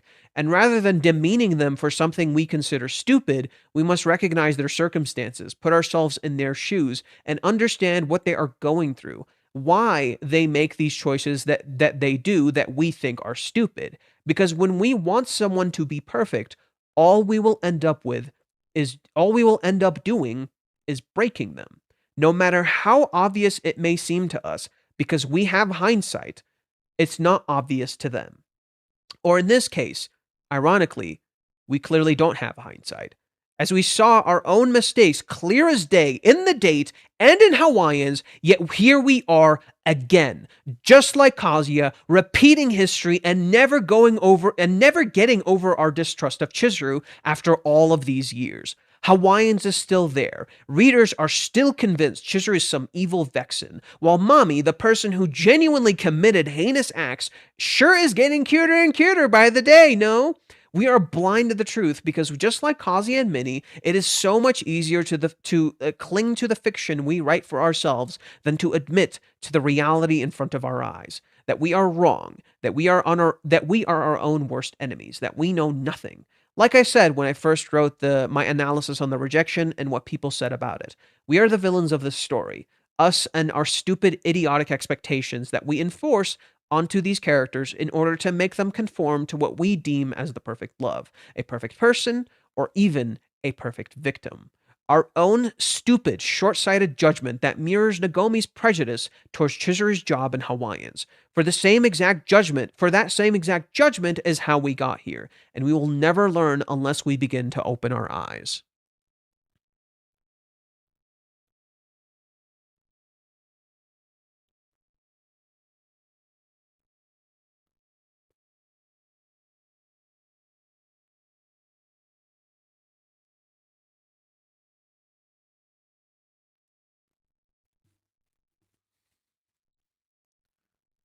When I first heard about you being a rental girlfriend, I was a little shocked. My judgments of you were unkind and premature. I completely overlooked your true nature. After I calmed down, however, I realized something. Perhaps my foolish judgment is to blame for everything. She's still in shadows, not realizing even now it's still present. As much as it shames me to admit, I was blinded by those narrow-minded beliefs, and it forced you to hide everything. She doesn't realize she's still doing this. Even in this moment, she doesn't realize she's doing this. She did the same exact thing she did with Kazuya, where she realized she was too hard on him, and she never saw him clearly. She's doing the same exact thing to Chizuru right now, and she doesn't know. But the irony is in part Kazuya's fault. Because he never cleared it up with Nagomi, we ended up in this situation. Even though it was brief, please forgive me for judging you based solely on your job. And yet look at Chizuru. It's killing her. This is fucking killing her. The guilt is literally ripping her apart. And what do you see when she gets home? I'm the one who should be apologizing, but I was speechless. After all, I'm still lying to her. After hearing such sincere words from her, I don't even have the right to apologize. I need to hurry, I need to hurry. She doesn't realize she just made her feel worse, while trying to make her feel better. And how could she know? Kazuya never tried to clear it up.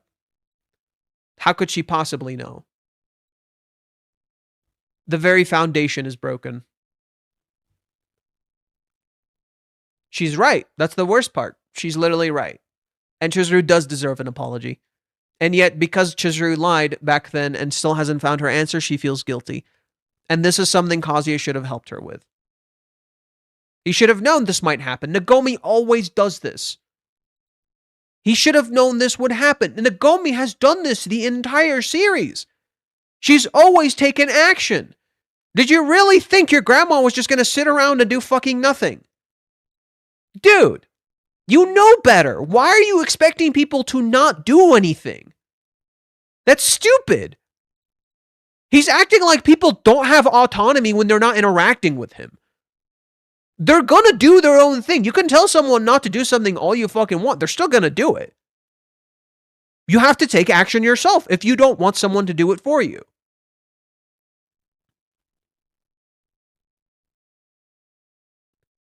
Nothing better so let's see. That same exact judgment is how we got here. Nothing better exemplifies this than Minnie, whom Reiji literally called the representation of the reader's voices. People think she is a better partner for Kazuya and agreeing with... Nothing better exemplifies my point of our judgment than Minnie, who Reiji literally called the representative of the reader's voices. People think she's a better partner for Kazuya now, and they agree with all of the misinformation that she's saying, that all of her misinformed takes on Chizuru in nearly every chapter.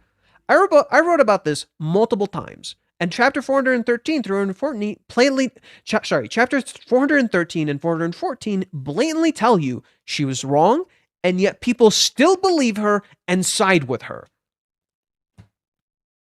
Even now, Minnie is blatantly wrong, and people still believe her and side with her. Even though Reiji spelled it out for you that she's wrong. And he knows this. Kazuya is also afraid Kazuya is also afraid he's just a guy Kazuya is also afraid he's just a guy who's constantly bugging her. Yet he doesn't realize how much he means to her, and in many ways, he's becoming the guy just like Umi, because he literally doesn't take no for an answer, but then when he does get what he wants, he doesn't accept that either. Did you notice that? Kazuya gets what he wants, he doesn't accept that. Kazuya gets a no, he doesn't accept that either. He literally wants a limbo. He literally wants the limbo. He wants the situationship. It's easier. She kissed him, he did nothing. And it's all blamed on Chizuru because she didn't text him and explain. It's all on Chizuru to explain her feelings. Kazuya doesn't have to take any fucking action, even though he's the one who demanded that she eventually find her answer by saying, "I'll keep waiting." Ayo, I'm gonna hang this over your head. I'm gonna keep waiting forever. Make sure you find your answer. She kisses him. Does nothing with it. What do you want? He has no idea what he wants. That's why. And you can see how some women and even men are put in shitty situations where you say no and it just doesn't matter.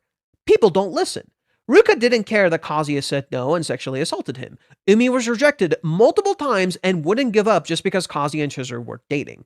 Saying no doesn't make it stop in this world. People won't stop. You have to make them stop. You have to draw a line, shut them out, make clear distinctions, and even then, there are people who will just ignore all of that.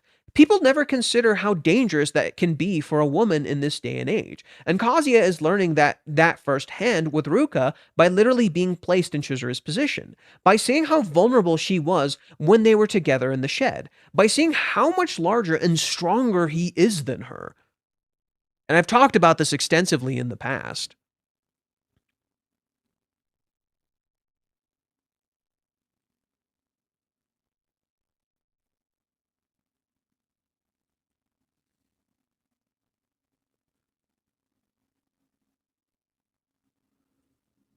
Again, look how much larger he is than her. He's like double her size. He's huge.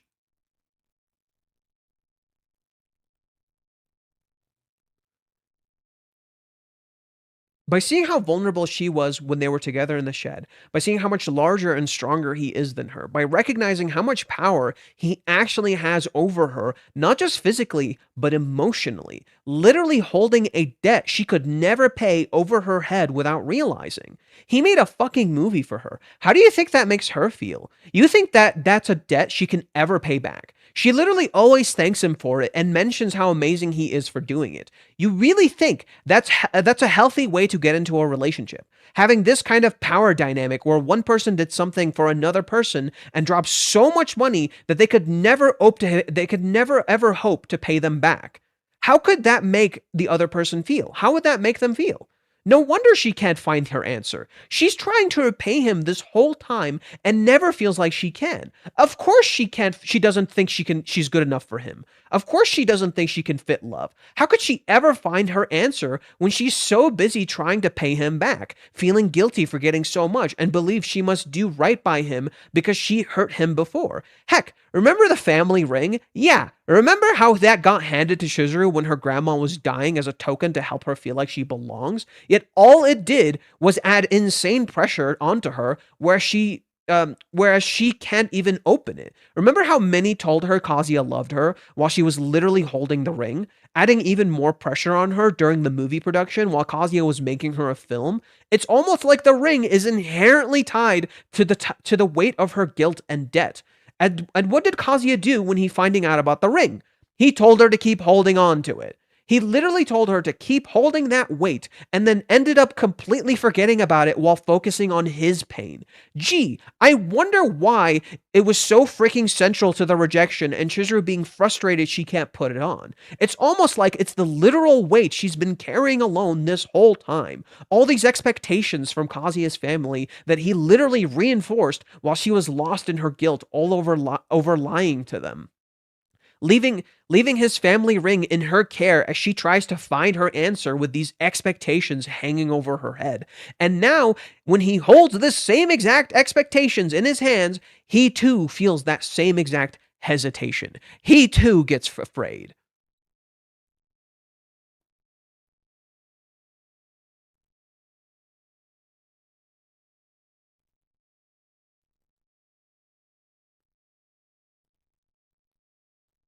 When Kazuya sees the ring, look at him crumble. Oh, look, you can't handle it either. So why the fuck do you think she can? If the ring being with you in just this tiny, small amount of time freaked you out this much, imagine how it felt for her for almost fucking 5 months. If not more, like a whole year of holding on to this thing. And you kept just letting her hold on to it.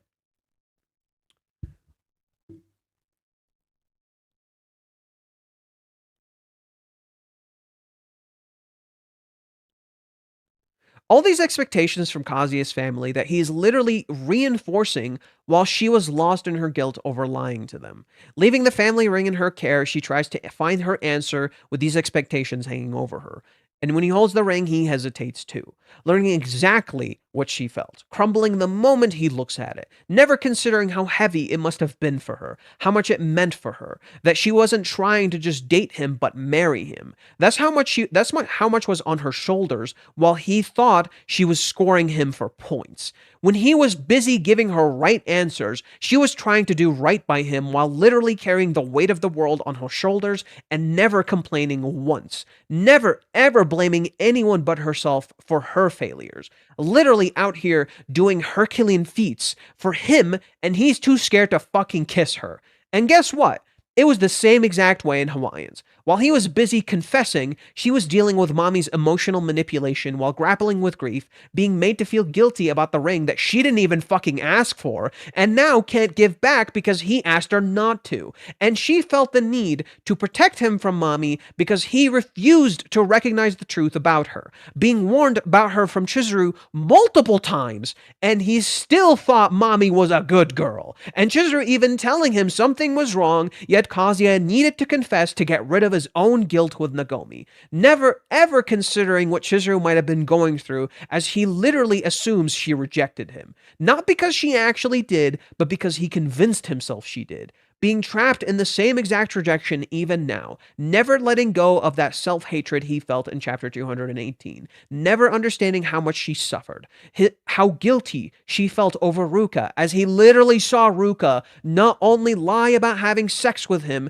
to try and push them apart, but then literally pushing her away after Hawaiians, and he just never puts two and two together, never considering how her distancing herself was not about him. It literally happened at the start of Hawaiians. He fucking saw the issue. He resolved the issue himself. He ended the conflict, and then he convinces himself she hates him when she has never said or done anything of the sort. She was always around. She never left. He avoided her too. Like right now. Like he's avoiding her this very moment. The only reason the ghosting lasted 3 months is because Kazuya let it. Just as he let Minnie solve it for him. He saw that Ruka lied in the beginning of Hawaiians. He saw that it bothered Chizuru, and it explained why she kept her distance in those 3 weeks. And when he sees it happen again in front of his eyes, he never considers to put two and two together to make space for her to talk to him. He's just too busy fearing rejection again. And Chizuru, seeing this, takes care of him, cares for his emotional well-being, creates a safe space for him in her home and for free, always makes sure he feels seen and heard, always reminds him she is here, always brings him back when he gets lost in his own head, always acknowledges and sees his pain. Yet what does Kazuya do? Literally like the walk home, he never sees her pain despite her wanting him to see. She literally shows him when what she's going through in the menstruation, but he always remains blind, lost in his own pain and self-rejection that he can't see her, unable and unwilling to see the pain she is going through despite claiming he wants to see her and help her, blind to his own escapism, his own coping mechanisms, not able to realize what he has, not able to realize what he has until it is gone or he's about to lose it. Again, both times he takes actions, he is about to lose her. It happened twice now. First, the taxi ride and the kiss. The second, the call from Umi on July 11th. The third, the third time might do the trick. Now I have one last thing that I wrote, and this is where it gets dark. Oh yeah, no, it's not just overwork and pressure. It's about to get dark. We literally see Chizuru clenching her chest, much like Ruka has a heart condition. Chizuru also drank alcohol here, something that literally makes you feel like you're on fire. And again, you see her desperate. Sorry. So let me just go to the chapter so you see what I'm talking about.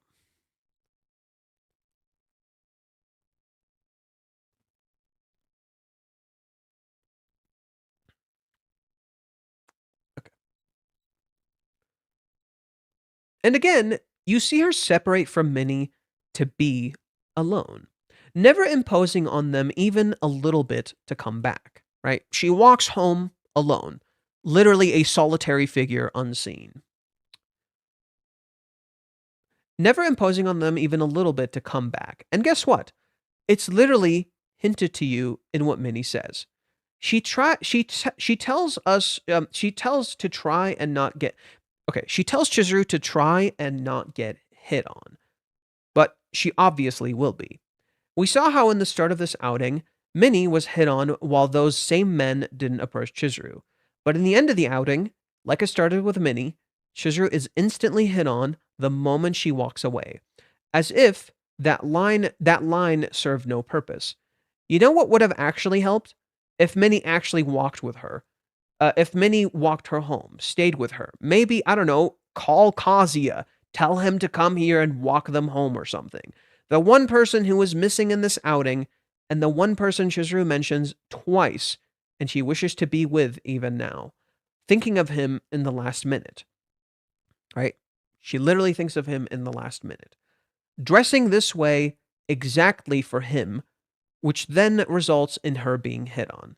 Attracting the gaze of other men, but not the one she wants. Literally embodying the issue right here. She puts an effort in for him that ultimately only hurts her and means nothing, as a mirror to how Kazuya's current efforts are meaningless and only serve to set him back. All this effort for him, and Minnie, and what does she get for it? Some random dude hitting on her in the street, and no answer to what she's feeling except that she must think about it and keep making difficult choices. In many ways, Sayuri's guidance is a double-edged sword. Sorry, where is it? It is both the correct guidance to the right solution, that at times there is no right to our plight, and yet in another, the advice is the very struggle of the narrative for Chizuru is burdened with. And yet in another, this advice is the very struggle of this narrative, for Chizuru is burdened with a great sense of justice that only she could shoulder. And the guilt it leaves her with is what Sayuri asked Kazuya to help her with. Sayuri, like Chizuru's impossible dilemma, is both Chizuru's guide and the very thing that hinders her. For her strong morals and ethics gave Chizuru a strong sense of character and individualism, but trapped her when it comes to that same exact idealism. Sayuri is not a perfect parent either. She too hindered Chizuru in ways that only Nagomi may be able to free her from, just as Sayuri freed Kazuya. Chizuru doesn't usually dress like this and go to stuff alone because she knows it attracts unwanted attention. Yet she is doing it because of Kazuya, and we see her do it a lot, in fact. It's been happening for a while. Again, something that also aligns with victim blaming, much like the language used with Kazuya from Minnie. You've probably heard it before. She shouldn't have dressed like this then. She wouldn't that wouldn't have happened to her if she dressed like this. Yeah, that fucked up shit. People blame the women for dressing how they wish. People blame the women for dressing People blame the women for dressing how they wish to, as if the aggressor is not the one who acted this way in the first place. Chizuru knows there are people like that out there, but she doesn't let them define how she dresses. Yet now, she's also become compromised as a byproduct of Kazuya. Reiji may very well depict something similar to what he showed in the live-action series, where Chizuru is vulnerable and is almost assaulted, and Kazuya must save her, but he can't save Mami. Kazuya, meaning Sumi, might be central to this, as Sumi in the original live action is the one to tell Kazuya about what's going on, so he helps Chizuru. Just as Sumi is the one who knows how much Chizuru is going through alone and how much Kazuya means to her. Sumi's return is not accidental, and is most likely directed to connect to this and what Kazuya will need to do for Chizuru and realize what he did wrong during the date, as it takes place exactly 1 month after the date, which was 5/17 to 6/17.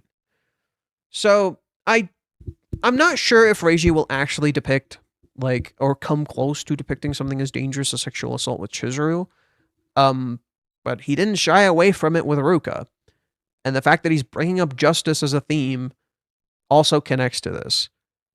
The fact that we see Sayuri in the hospital here, at the very least, Chizuru's gonna get hurt or almost get hurt somehow. And I think that's going to be really important. Now, Reiji having depicted Kazuya being sexually assaulted, maybe he won't do it with Chizuru, but it could be something he might do, and it might end up being like a shared trauma of theirs, where they both kind of understand what was going on. And when you align that with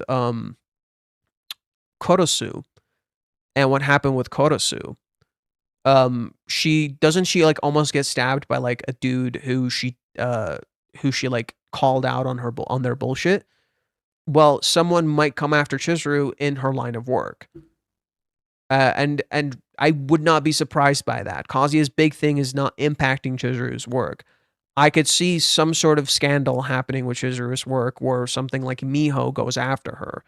And this starts a whole issue that Kazuya has to solve. Because he doesn't realize he's the one who did this in his choices. I could definitely see something like that happening. I had a theory about this in the past where I thought Kazuya could impact Chizuru's work in a really negative way. So Chizuru is gonna get impacted in some way, and it's going to absolutely be Kazuya's fault.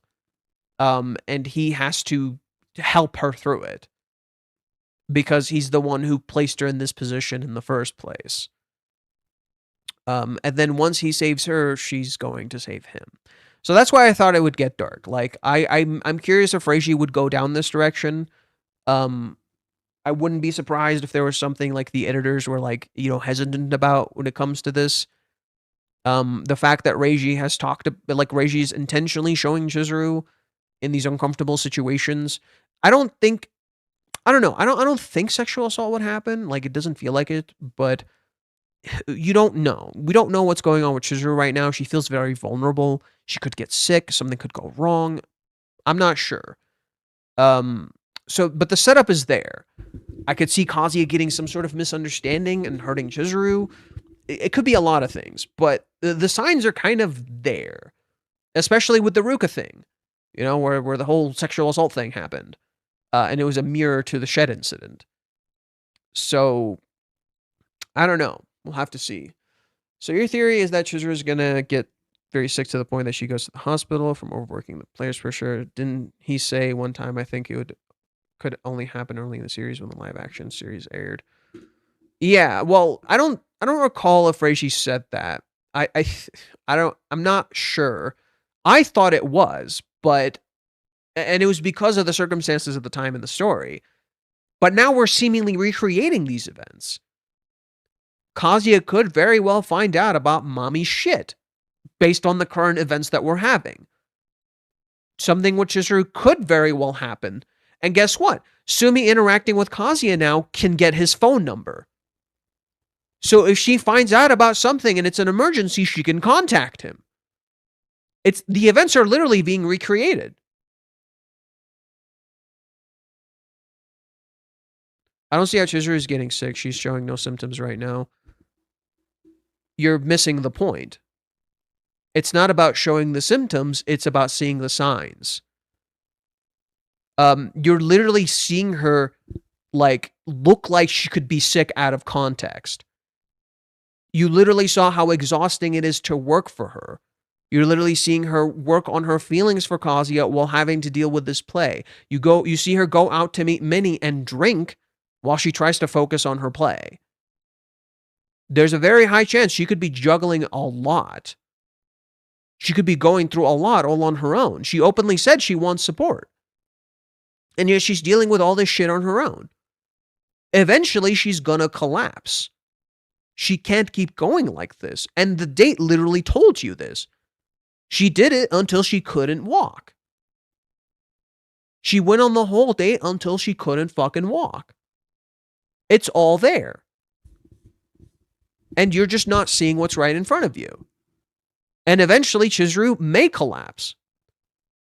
The fact that the events right now are literally mirroring the date, the fact that Kazuya is meeting Sumi literally exactly a month after his date with Chizuru is no coincidence. It is absolutely no coincidence. The fact that you're intentionally being shown Chizuru being alone and shouldering way too much alone is not a coincidence.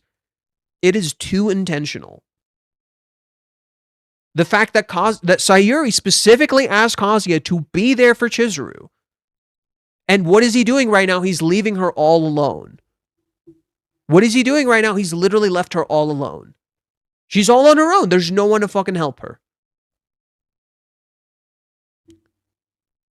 All the signs are pointing to something happening because she's alone. And it's right there. Minnie is like, don't get hit on, immediately gets hit on. Why? Because she's alone. At least if she was hit on when she was with Minnie, they could have both like tell him to fuck off, and Chizuru can handle it. Doesn't change the fact that it ultimately happened. Hey, don't try not to let this happen. It literally happened.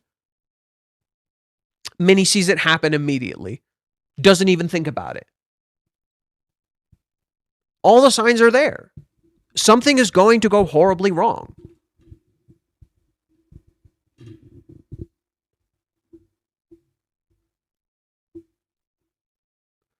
One of my theories is that Chizuru is so focused on the play that she gets injured during the rehearsal and can't do the play, but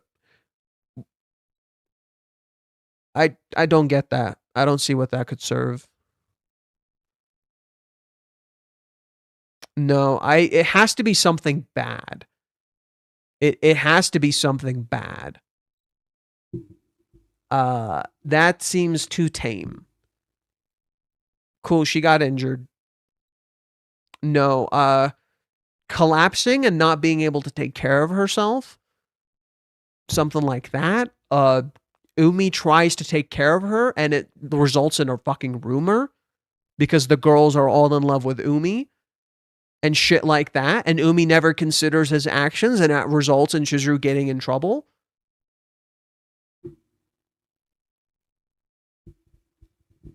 And then Kazuya has to save the day somehow from a stupid rumor. Miho tries to go after her again. You don't know. You have her neighbor who like gossips all the time. I wouldn't be surprised if her neighbor sees Umi and then fucking gossips about him while Chizuru is sick or something. Chizuru doesn't heavy drink. That's Kazuya. Kazuya is the one with the drinking problem. That doesn't make much sense. Chizuru has like always taken care of her body. Like literally, Chizuru's whole thing is my body's my temple. The only time she doesn't do that is literally like physical pain that she puts up with, but not like she always eats healthy and doesn't drink and is careful about that stuff. So that doesn't make much sense. That's what you're describing as Western media. What you're describing is just fucking Western media. That makes no fucking sense. That's more likely to happen with Kazuya, who absolutely has a drinking problem. Like, Kazuya absolutely has a fucking drinking problem. So what you're describing is more likely to happen with Kazuya than it ever is to Chizuru. Like, yeah, that just doesn't seem like her. But Kazuya, I could absolutely see it. So yeah, that's pretty much my big theory. Is like, it's clearly this like deep issue. The Kazuya is the one who needs to realize he's fucking up. In order to save her, because she absolutely will keep self-sacrificing for him. And it's crazy that no one sees it, that she will keep self-sacrificing. Okay, let me read like 2 things from Reddit, and then I'll call it. Yeah, I'm not going to stream too long. We'll read like 2 things. Why is this posted? Like, I've seen this art before. I know about it. Yes, love, thank you. Okay. Sorry, 1 sec. Just gotta make sure.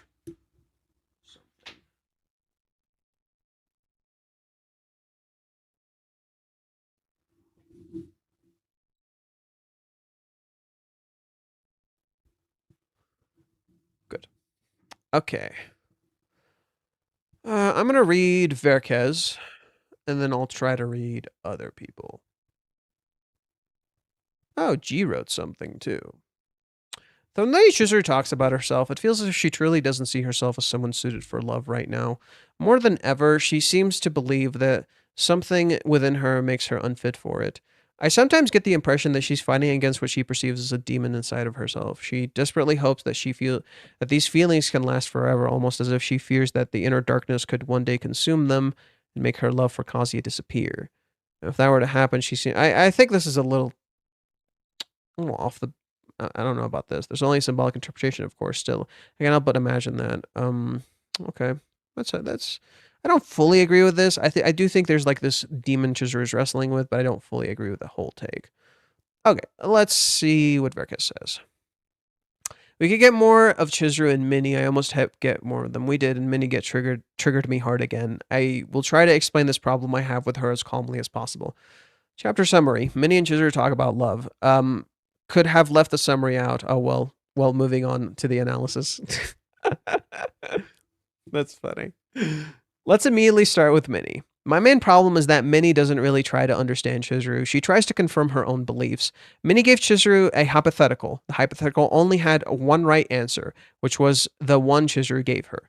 You can rephrase the hypothetical as, if you didn't have any reason not to date Kazuya, would you still not date him?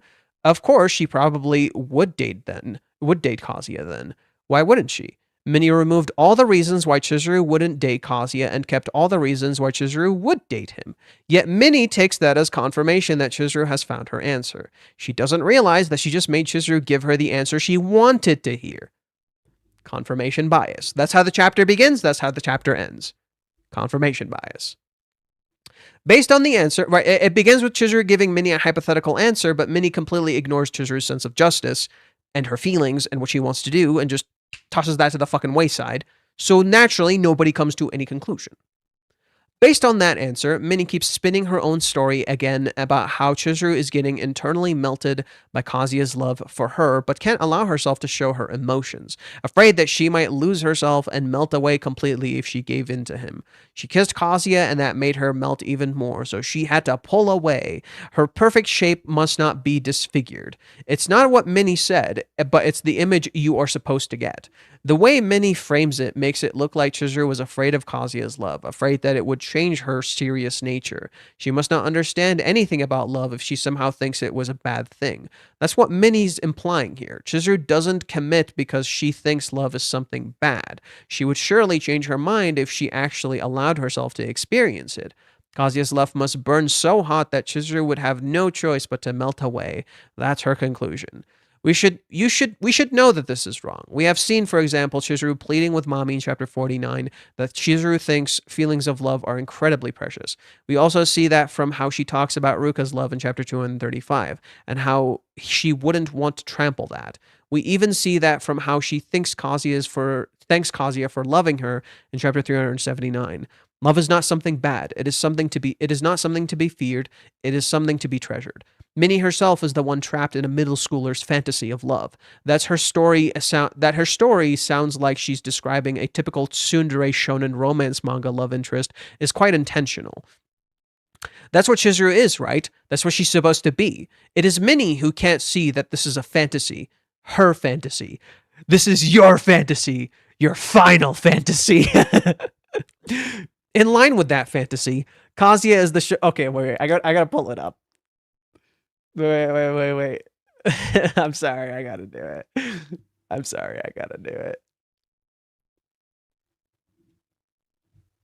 Wait, I'm sorry, I gotta do it.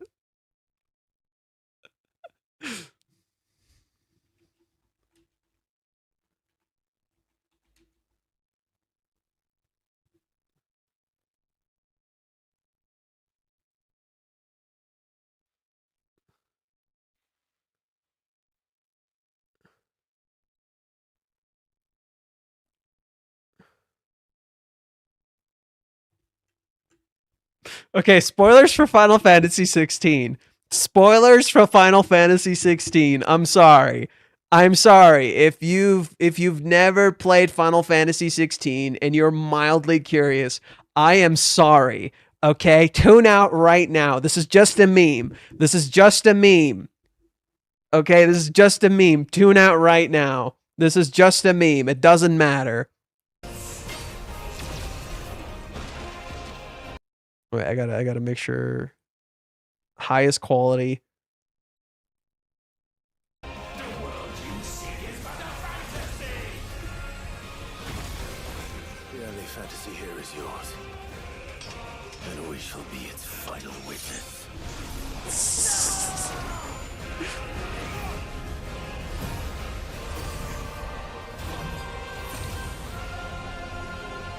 Me to Minnie. Me to Minnie. The only fantasy here is yours, and we shall be its final witness. Me to Minnie, bro. All right. Meme over. Meme over. Meme over. In line with that fantasy, Kazuya is the shonen romance protagonist who's supposed to win the girl over. He must not yet have managed to do that, so Minnie consequently wants to know where he fell short. She wants to know what he has to work on, but apparently Kazuya didn't fall short at all. Chizuru confirms to Minnie that Kazuya made his feelings clear, and that she understood them. She already told Kazuya on the date that she didn't doubt his feelings. She told Minnie before that she didn't love Kazuya enough to be in a relationship, and that is on her, not on Kazuya. But of course, if you look at it from Minnie's perspective, this can absolutely reinforce her own narrative. Chizuru just isn't that easily melted. If Kazuya already did all the right things, then he has to just do more of them to finally melt the Iron Lady's heart.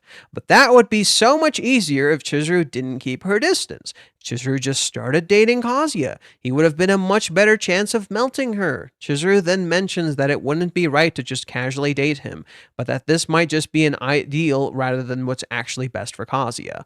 We will come back to that, but Minnie interprets this as Chizuru being scared of the shape she would take once she was fully melted. She would be losing herself. Consequently, Minnie is trying to give her courage, give her a push, make her take a leap of faith, ready to accept whatever the result may be.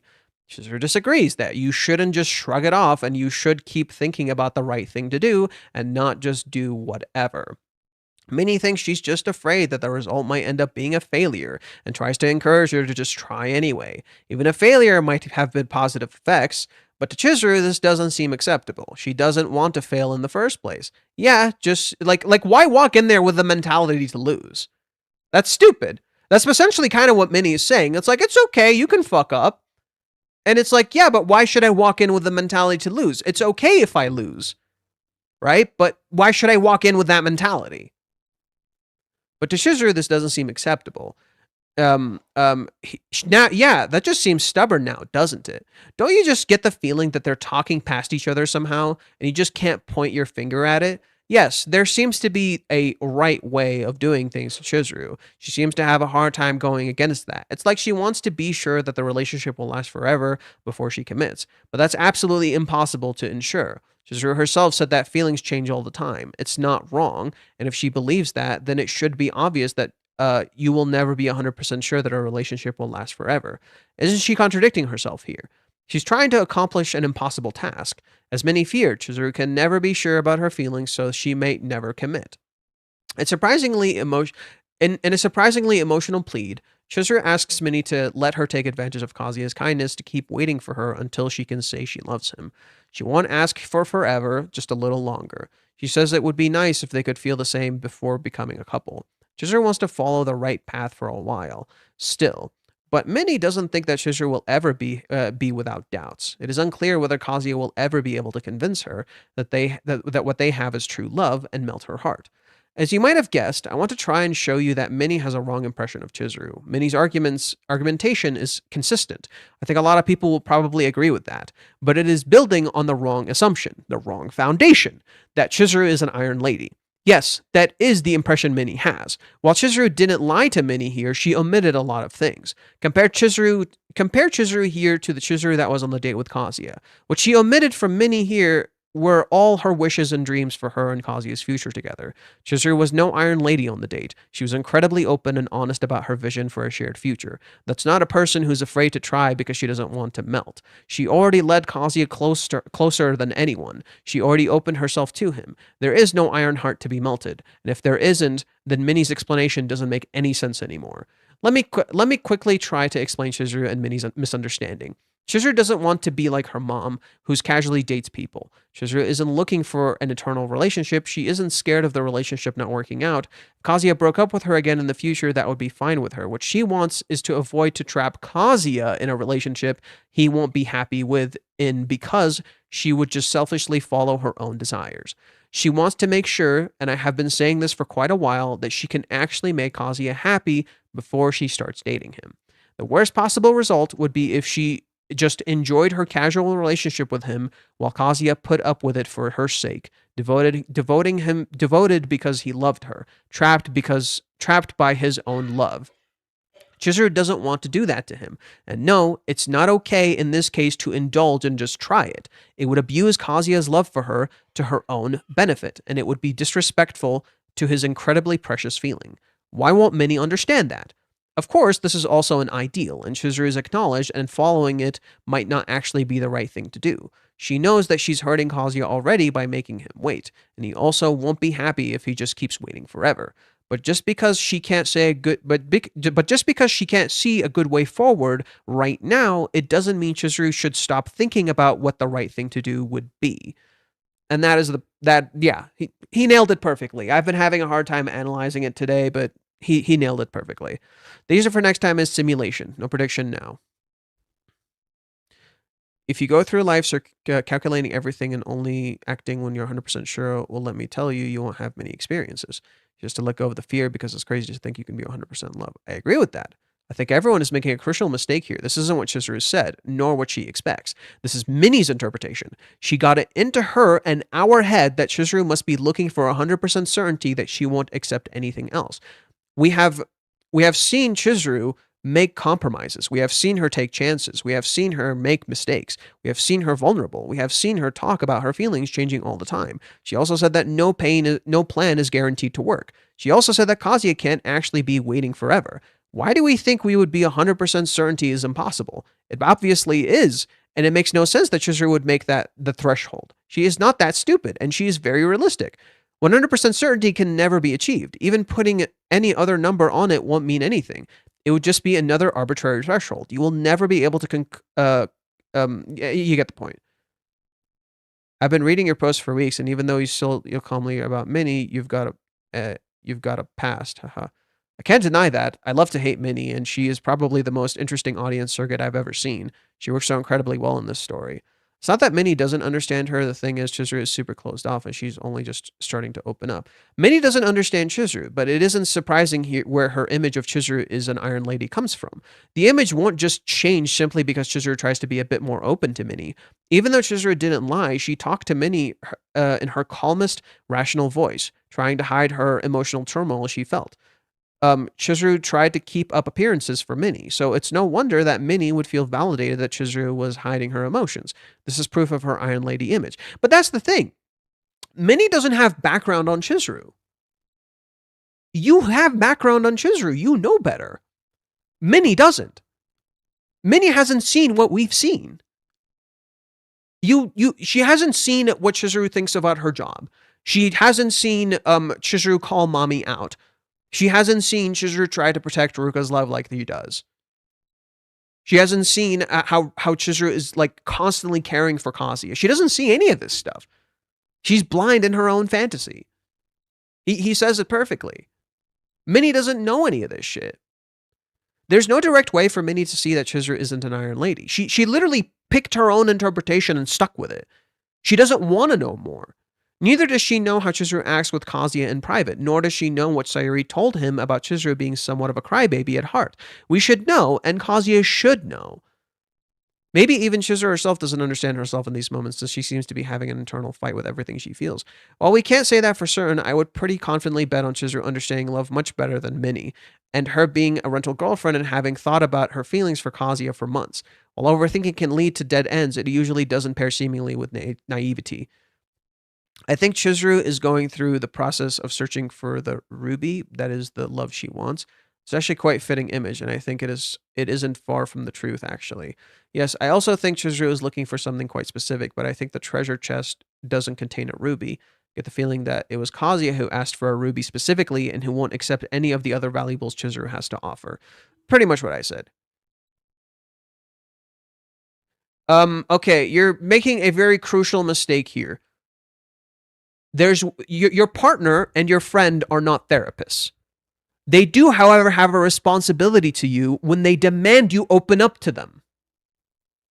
Okay, you'll probably I saw a video from Dr. K recently where he pretty much said, "Don't open up. Don't open up to people."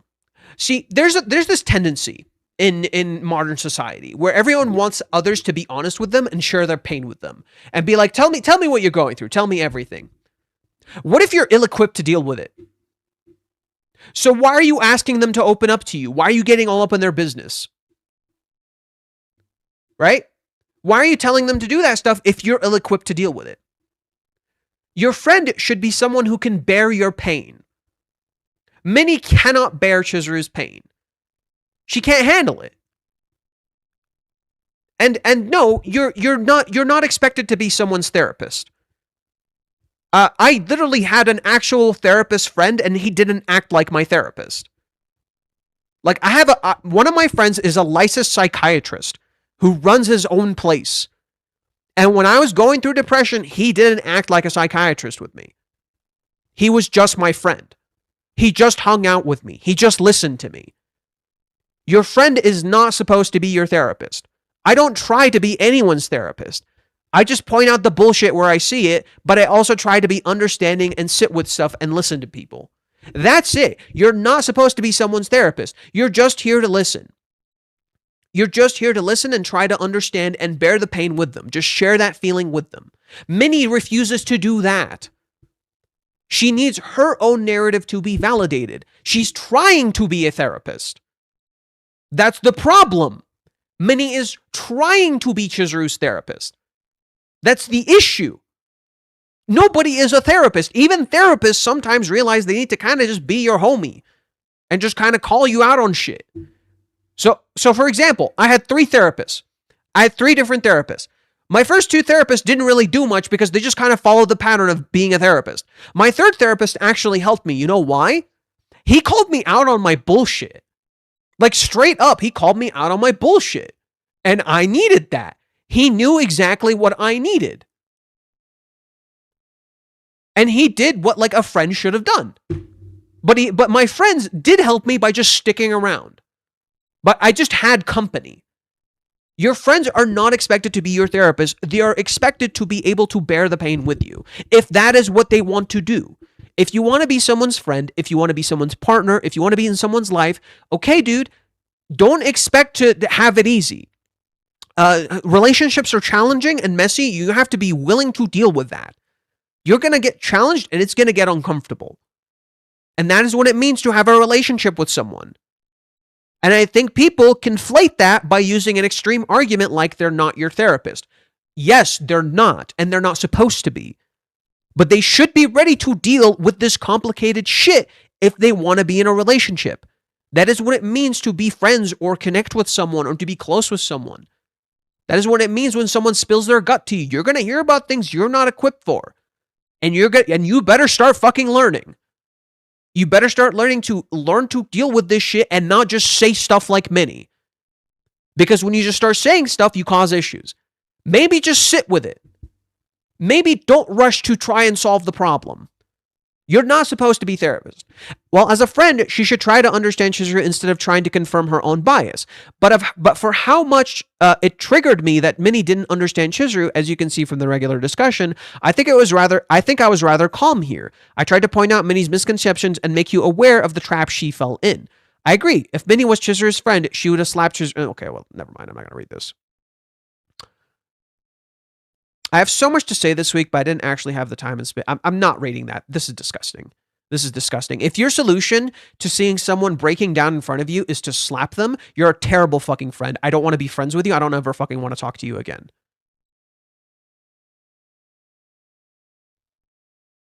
If your solution to seeing Chizuru break down is physical violence, fuck off, never speak to me again. I cannot stand this. I have limits, okay? I like to be kind to others. I like to be understanding of people, but the moment you start resorting to violence, the moment your solution to a situation you don't like and understand is violence, get out. Get out. You should not be in this room. Go look in the mirror and do some self-reflecting. Go touch some grass. Go talk to some people. Think about your fucking actions for a second before you go and say shit like, go slap someone because I don't like this. Shut the fuck up. Get out. People like that don't know what the fuck they're saying, dude. They don't understand. They don't understand the mental turmoil that causes you. They don't understand what that does to people. I have so much to say this week, but I didn't actually have time for space to put it all into the main post. Here, I will start touching on a few other issues and my views on them. I wrote about Minnie extensively in this post. I don't know if I managed to convey how Minnie's confirmation bias worked, but it is clear that Minnie didn't change her view of Chizuru after the talk. She was surprised that the kiss wasn't actually her answer, but instead of thinking she must have been wrong about Chizuru, she just incorporated what she learned into her own view and made fitting assumptions. She never questioned the validity of her view. Chizuru is an Iron Lady who's scared to show her emotions and who wants to be perfect. This is an undeniable truth to Minnie, and she will view everything through that lens. Why is that even a problem? Minnie's view of her Iron Lady let her conveniently split Chizuru into two parts. Everything that Minnie doesn't understand and doesn't fit into her own reality of things is made a part of the iron armor, and is thus a lie disguising Chizuru's inner self. Everything that fits into her view must show Chizuru's true feelings. Okay? This is literally verbatim the shit I've been saying. Verbatim the shit I've been saying.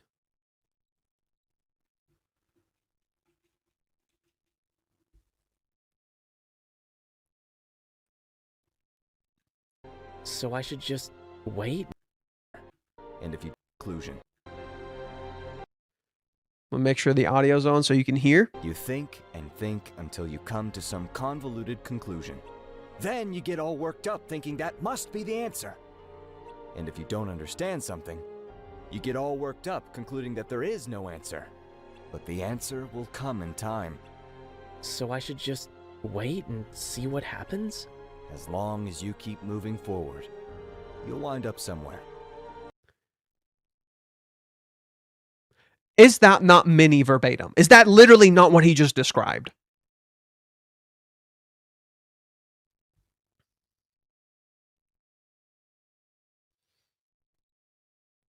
You guys can hear that, right? I'm just trying to make sure you can hear that. It's probably a little low, but I think it was hearable. Let's see.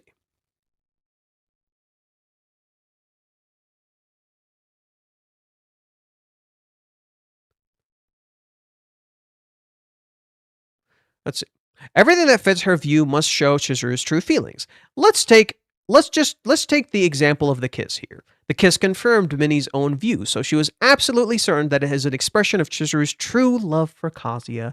The walls finally broke. The armor crumbled. But then Chizuru's explanation didn't fit that view, so the explanation became a part of her armor, part of the excuse. The armor is still intact, maybe even stronger than before. Not even a kiss managed to break the wall. This is how Minnie basically confirmed anything.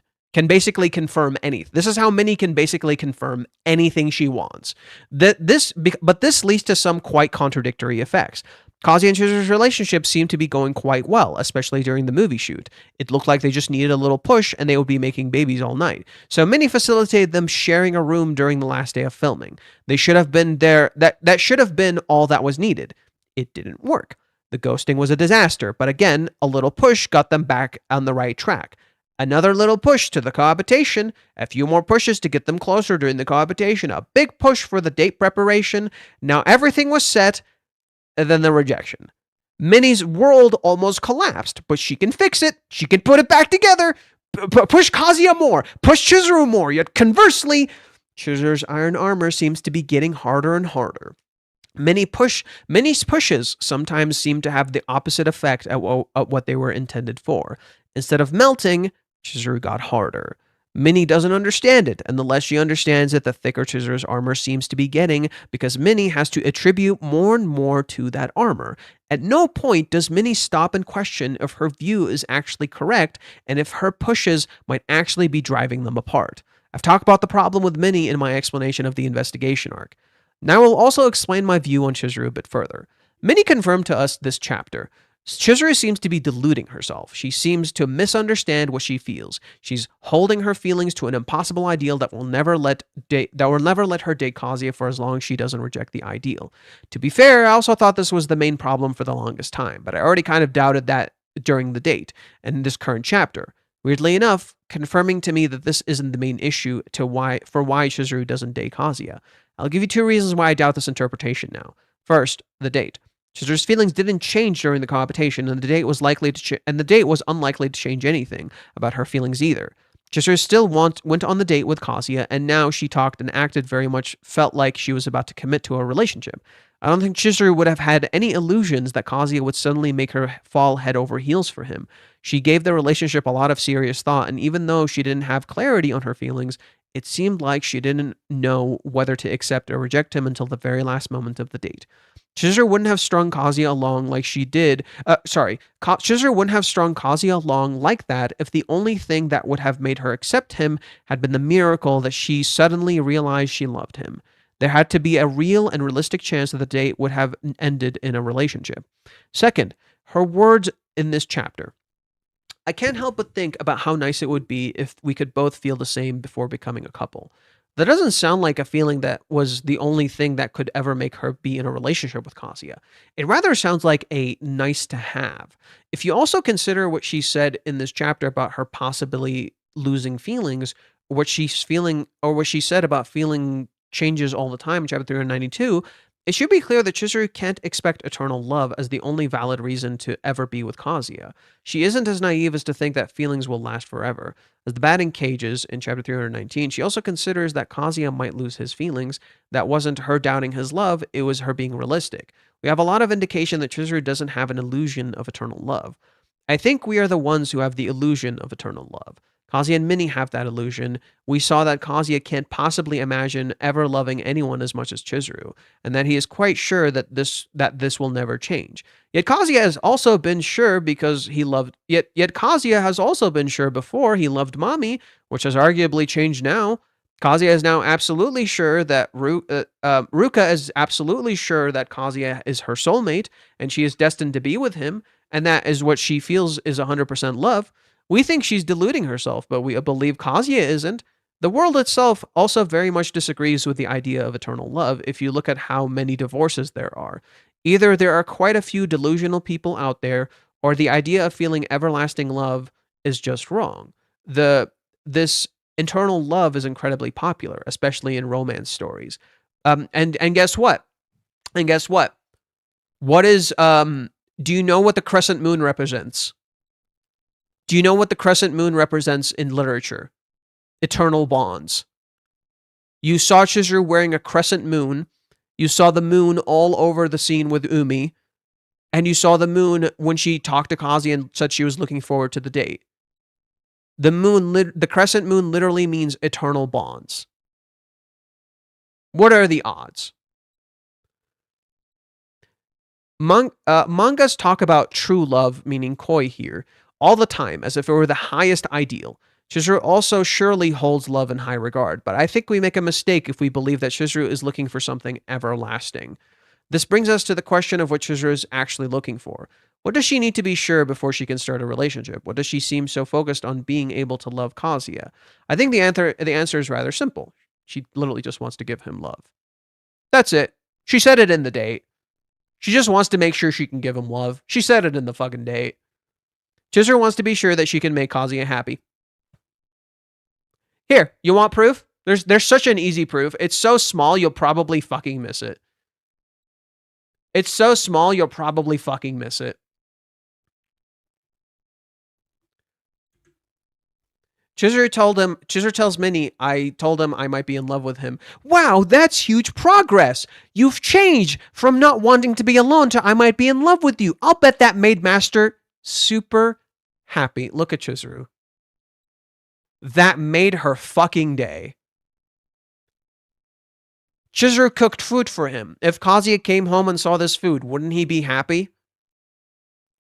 Chizuru opened the curtain so he can see everything and interact with her. If Kazuya came back home and lived with her, wouldn't he be happy? Everything she did to make him happy. It's right there. It's right fucking there. It's in front of your fucking face, dude. It's right there. I think that is literally it. That's not some elusive goal. There should be a multitude of ways to achieve that goal, and just one way that has proven to make him happy would be enough. That's not nearly as unrealistic or unachievable as eternal love. And what has always made Kazuya happy? When she focused on her plays and succeeded as an actress. What did Kazuya say to her in chapter 397? What did Kazuya say to her in chapter 397 when she told him about the play?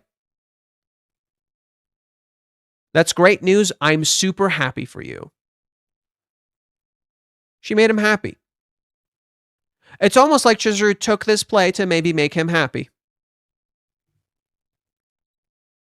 He's always been happy whenever she succeeded in her roles. Maybe that's why she took the play, just to make him happy. This seemingly proved it. Look at Chizuru's smile in the end. Yes, I made him happy. Yes. I told him I'm looking forward to it. He's happy. He's excited. She's happy. He's happy. That's it. She just wants to make him happy. It's that simple. We were literally, including me, I was literally overthinking it. We were literally all overthinking it. She literally just wants to make him happy. That's it. That is her fucking goal. That's all she wants. And that aligns perfectly with what I was talking about before, where Kazuya is being treated like the producer of the family, the one who gives, and Chizuru just gets, whereas Chizuru wants to give too. And these are literally patriarchal roles enforced onto people, where the woman receives and does the household chores, and just her presence makes the guy happy, whereas the guy is the one who provides and gives everything. Chizuru fucking hates that. She literally wants to give. And Minnie is seemingly telling her in this chapter without realizing, just take, it'll be fine. It's no big deal. And what does this align with perfectly? Like I said, in the Japanese here, when Chizuru is talking about the right thing to do, right? When Chizuru says right here, I'm not trying to say what's best for him. Is that the right thing to do? She says the word justice. Why is this relevant? Why is this relevant?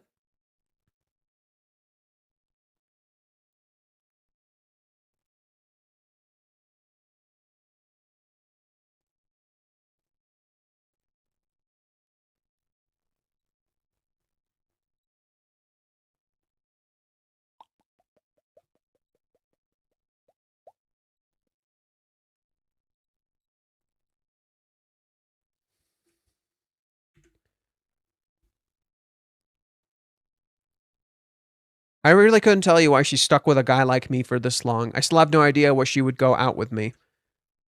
If tomorrow she said she would be sick of me, I wouldn't be surprised. Doesn't this sound a whole lot like what Chizuru was kind of saying? But lately I've been thinking maybe it wouldn't be so bad. As I see it, Chizuru's son is a prodigy, and not only that, she works hard every single day. Isn't this literally what Chizuru sees about Kazuya? I want to help her. I want to help a girl like her achieve her dream while I still have a chance. Isn't Kazuya literally trusting Chizuru with his dream? Isn't that literally, verbatim, what he said in chapter 383?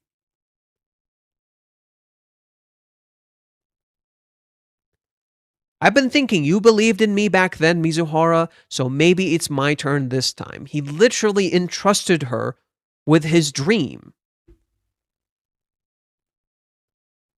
I've never felt this kind of drive before, because if a girl like her can't be happy, there is no justice in the world. Chizuru talked about justice. It's literally meant to be a mirror to this scene. It's literally meant to be a mirror to this scene. And if someday our relationship ends, I'd still choose to support her for the rest of my life because that is how much she means to me. She's probably the same. She would want him to be happy for the rest of her life.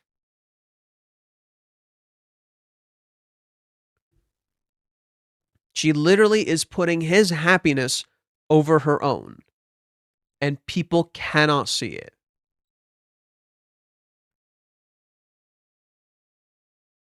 That's not some elusive goal. There should be a multitude of ways of doing that. Chizuru is so focused on being able to love him because Kazuya's only wish was for her to say she loves him. If that's the only thing he wants, the only thing that could make him happy, then what she needs to do, apparently, that's what she needs to do, apparently. If he had any other wishes, anything else that could make him happy, she might do that. But she hasn't found any other ways yet. Besides, guess what? Besides what? The play. At this point, we can discuss Kazuya's fault. At this point, we can discuss Kazuya's fault in all of this. He gave Chizuru nothing else to work with. He thinks he isn't allowed to do anything, to want anything, to accept anything, to desire anything before Chizuru loves him. He got everything he wished for already. He got kissed by the girl of his dreams, and he got to live together with her. But that won't make him happy as long as she doesn't love him. And nothing she does is proof enough that she loves him. He might think she likes it. She might think she likes him at some point, but he is afraid. But he's always afraid that she might change her mind a second later. So isn't Kazuya actually the one who places those impossible expectations on her? Isn't he the one who won't accept Chizuru if she can't prove to him that it is eternal love? She feels so he can be sure that she won't ever change her mind again.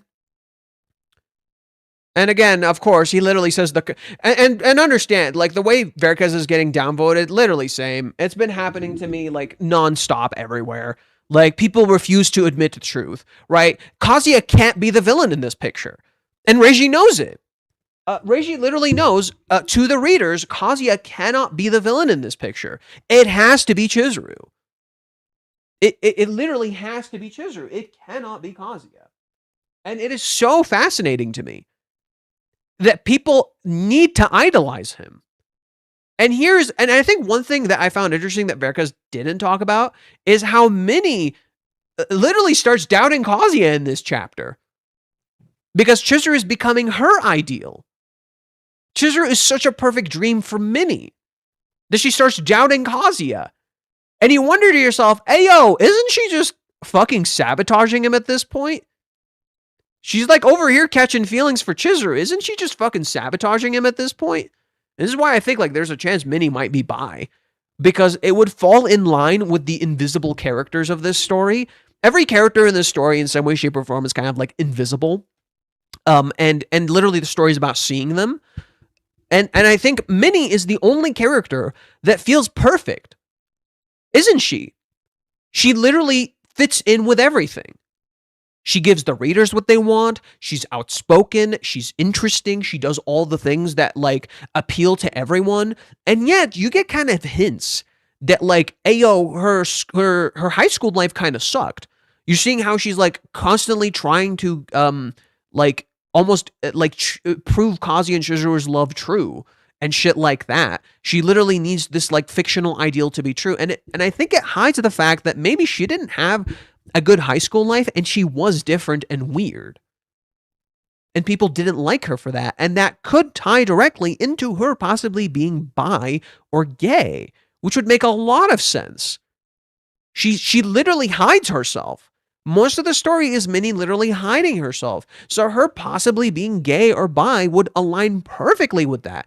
It would influence why she acts the way that she does. It would influence why she has this, like, distrust of the people around her. It would show why she has waifus and shit, right? Because she literally needs this comfort space. She needs this escapism from the cruel reality around her that makes her uncomfortable. This is why she avoids love. It's too painful. She's gonna get hurt. Now, maybe she's not. Maybe she's just straight. But considering Minnie is, like, one of the only characters to actually just straight up get horny over Chizuru, like straight up horny over Chizuru, it makes too much sense. Like, you don't see any other characters get horny over Chizuru. Sumi's the closest thing. There are times where Sumi's just like, oh my god, date with Chizuru. She gets, like, super fucking hype about it, and it's super cute. But other than that, like, Minnie's the only one who just straight up gets horny. Is like, damn, she hot as fuck.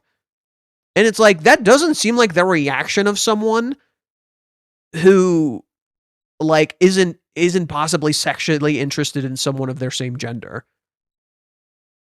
And I think I think Minnie is the one who's deluding herself and not being honest with herself.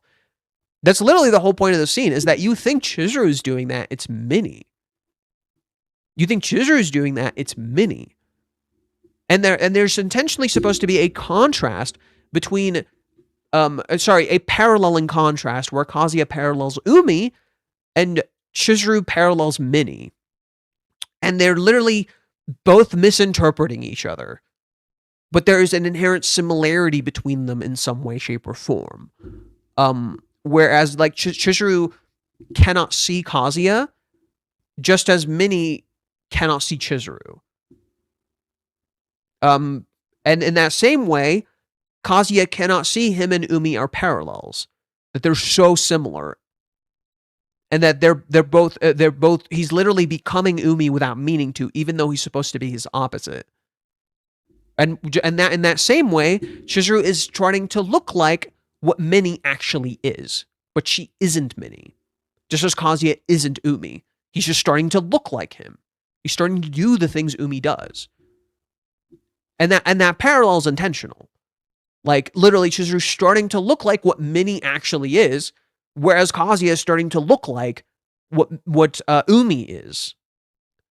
Reishi isn't opposed to lesbians. He drew Sumi kissing Chizuru. Yeah, that is true. Again, I think it would be a really interesting direction if Minnie was gay. I really hope she's gay and she's closeted and she literally hides it because she's terrified of how people around her would judge her. And then Kazuya and Chizuru like are a little bewildered about it, but they accept her. And I think if Minnie gets that acceptance, she can start feeling like more confident in herself. Like, that would be such a good thing. That would be such a good thing for Minnie's character. Anyways, I might have needed to explain it better. I'm talking about the feeling love and koi specifically for eternity. You probably won't feel the same passion of the beginning of after 30 years of marriage. Your feelings will fade and everyday life will take over. But that doesn't mean your relationship won't hold, and the other kind of love, the I part, will just grow stronger over time. I consider that true love, and as we said before by me and others already, it is more choice than a feeling. You choose to be with the other person because they make you happy and want to make them happy, and you want to make them happy in return. Yes, love is a choice. Love is an active choice. Your feelings may not stay the same, but being with that person will make you happy. And you want to make them happy in return. That is love. It is literally a loop. But what most romance stories sell as eternal love is the illusion of an external infatuation, which is not really realistic. In my opinion, to speak in Japanese terms, koi will fade eventually, while I will stay. I is based on the eternity of your bond I is based on your eternity of your bonds to experience with and feelings for the other person. You will only ever accumulate more of those.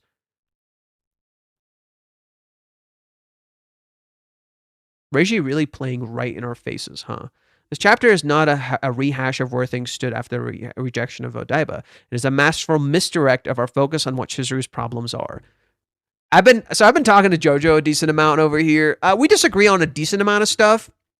Let's see if he's gotten some interesting things here. We want to take everything the characters are saying at face value, and when we do that, it really aligns with the conventional thinking of the narrative. Chizuru is trying to be certain before she enters a relationship because she doesn't want the relationship to fail. Of course, this is quite literally impossible, but it fits tightly into this idea of Chizuru being hesitant because she doesn't know what she's in is I. It is how she shows her sincerity. Yet it is so weird how this analysis completely glided over the very hypothetical we gave just last chapter. Plainly, Chizuru said that she'd date Kazuya if she had no play and was free. Doesn't that directly contradict what she's saying in this chapter? Somehow merely removing her being in the play and having her having free time means that she can be certain that she can date Kazuya. However, in this chapter, the focus was about being able to say I love you to Kazuya before entering the relationship. There's no disconnect between removing an external factor somehow gives a solution to an internal factor for Chizuru, so we're left trying to find a connection between the two. I think the most simplest and straightforward connection is how Sayuri gave up acting to be with Katsuhito. Could mirror how Chizuru may be planning to give up acting for Kazuya. Oh, he's saying what I said. It's just a supposition, but in a pretty keeping with the line of thinking that Chizuru will likely well, it was likely already on. We have hints for this in chapter 68 when she says, "It's only I if you are ready to devote everything to them." And there's the picture of Sayuri as she says this.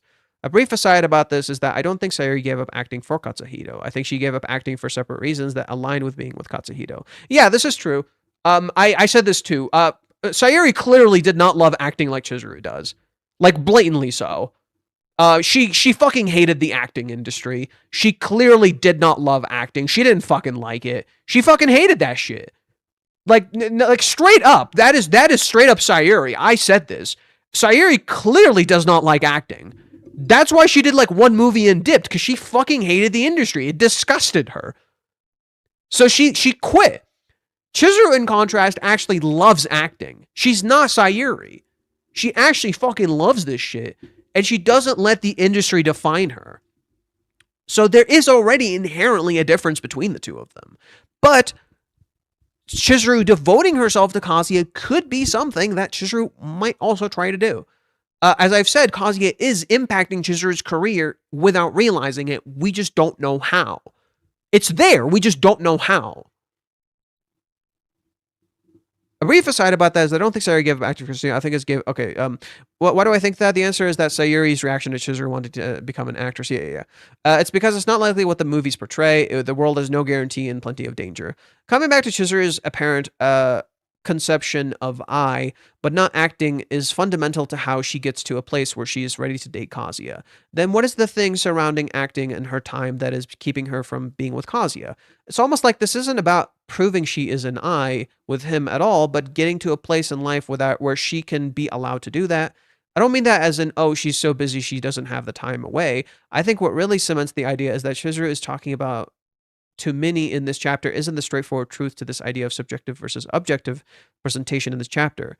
For the entire chapter, we have an objective view of Minnie because we not only see her words, but her thoughts behind her words. So we have the perfect information about what Minnie feels. We have hindsight. In contrast, for most of the chapter, we have a subjective view of Chizuru in that way that we only see her words and not what she's thinking behind them. This shifts, though, at the end of the chapter, where we can clearly see her thinking about Sayuri's parting words. These words from Sayuri say that most things don't have answers. Chizuru isn't looking for an answer. The only truth is stumbling through each day and reflecting and facing our choices throughout the day. This is what Chizuru is doing. Ultimately, I can't say how for certain what Chizuru is really facing, though. I'm leaving this up for the others to chime in. I think there's some hints here and there about some hidden layers to this that Chizuru hides away from Kazuya's sake. But by the very nature of it being hidden, it is hard to pin down exactly what it is. Call it the dark side of the moon princess theory. Okay. Blah, blah, blah. Okay, there wasn't a whole lot this chapter from analysis from people. I'm a little cooked. I'm sorry. I would like to... Here, I'll read 2 more, and I'll end the stream. How's that sound? I'll read 2 more, and I'll end the stream, because I'm really tired. I would like to rest. And I didn't analyze the chapter today for that reason, because I am not in like the perfect state of mind right now. I am not in the right state of mind right now. So I'm going to read this person. I didn't get a chance to chime in yesterday, but I feel like the title image of Sayuri and Katsuhito reuniting on the other side tells us a ton about both Chizuru and the whole story of this series. Okay. In the immediate, it provides context to Chizuru questioning whether she loves enough or is committed enough to make Kazuya's feelings. Her main example of loving relationship was their marriage, one that would always seem especially strong and committed because Chizuru's own parents didn't stay together. It was idealized in her eyes, and it was naturally an older, more mature marriage that what most kids her age would have seen firsthand. The bar is really high, and because she already worries about following in her mother's footsteps as of a failed relationship, she clings to that bar tenaciously. Really, a lot of this chapter was all about setting things straight and giving Chizuru a chance to respond pretty directly to the audience stand-in of Minnie. But just like the piggyback ride after Odaiba, this is almost a moment of commentary about the whole of the series. Then the subtext was fairy tales. This was the relationship that was Chizuru's fairy tale come true.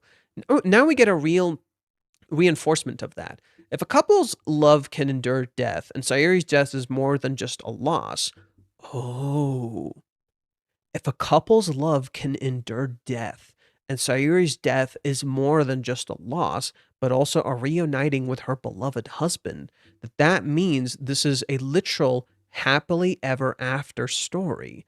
Eternal life after death with the one you love. That's a prize worth fighting for, a thing worth working to get right. Their meeting being neighbors, their grandmothers being friends, the story was always had glimpses of what seems like fate, or hints that there is a bigger picture here. The main story is a realistic slice of life, but the bigger picture is magical. We're all trying to live our lives unaware that destiny has plans for us. Oh no. Oh, crap baskets. Oh, crap baskets. Remember the anthology chapter? Remember the anthology chapter? What did Kazuya say at the end of it? Doesn't this all make it sound so ordinary? So then what? The whole concept of soulmates isn't real?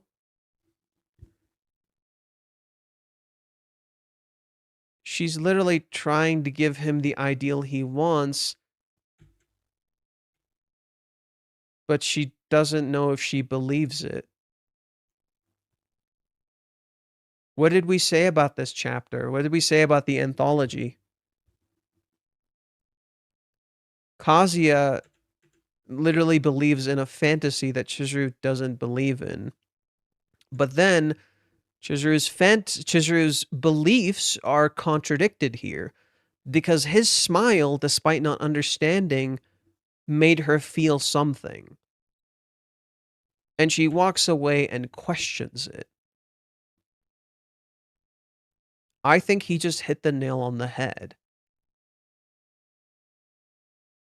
What this is about is Chizuru not having a clash of justice and guilt, but rather a clash of what she believes and what is ideal, or what is basically a clash between reality and fantasy hidden in plain view.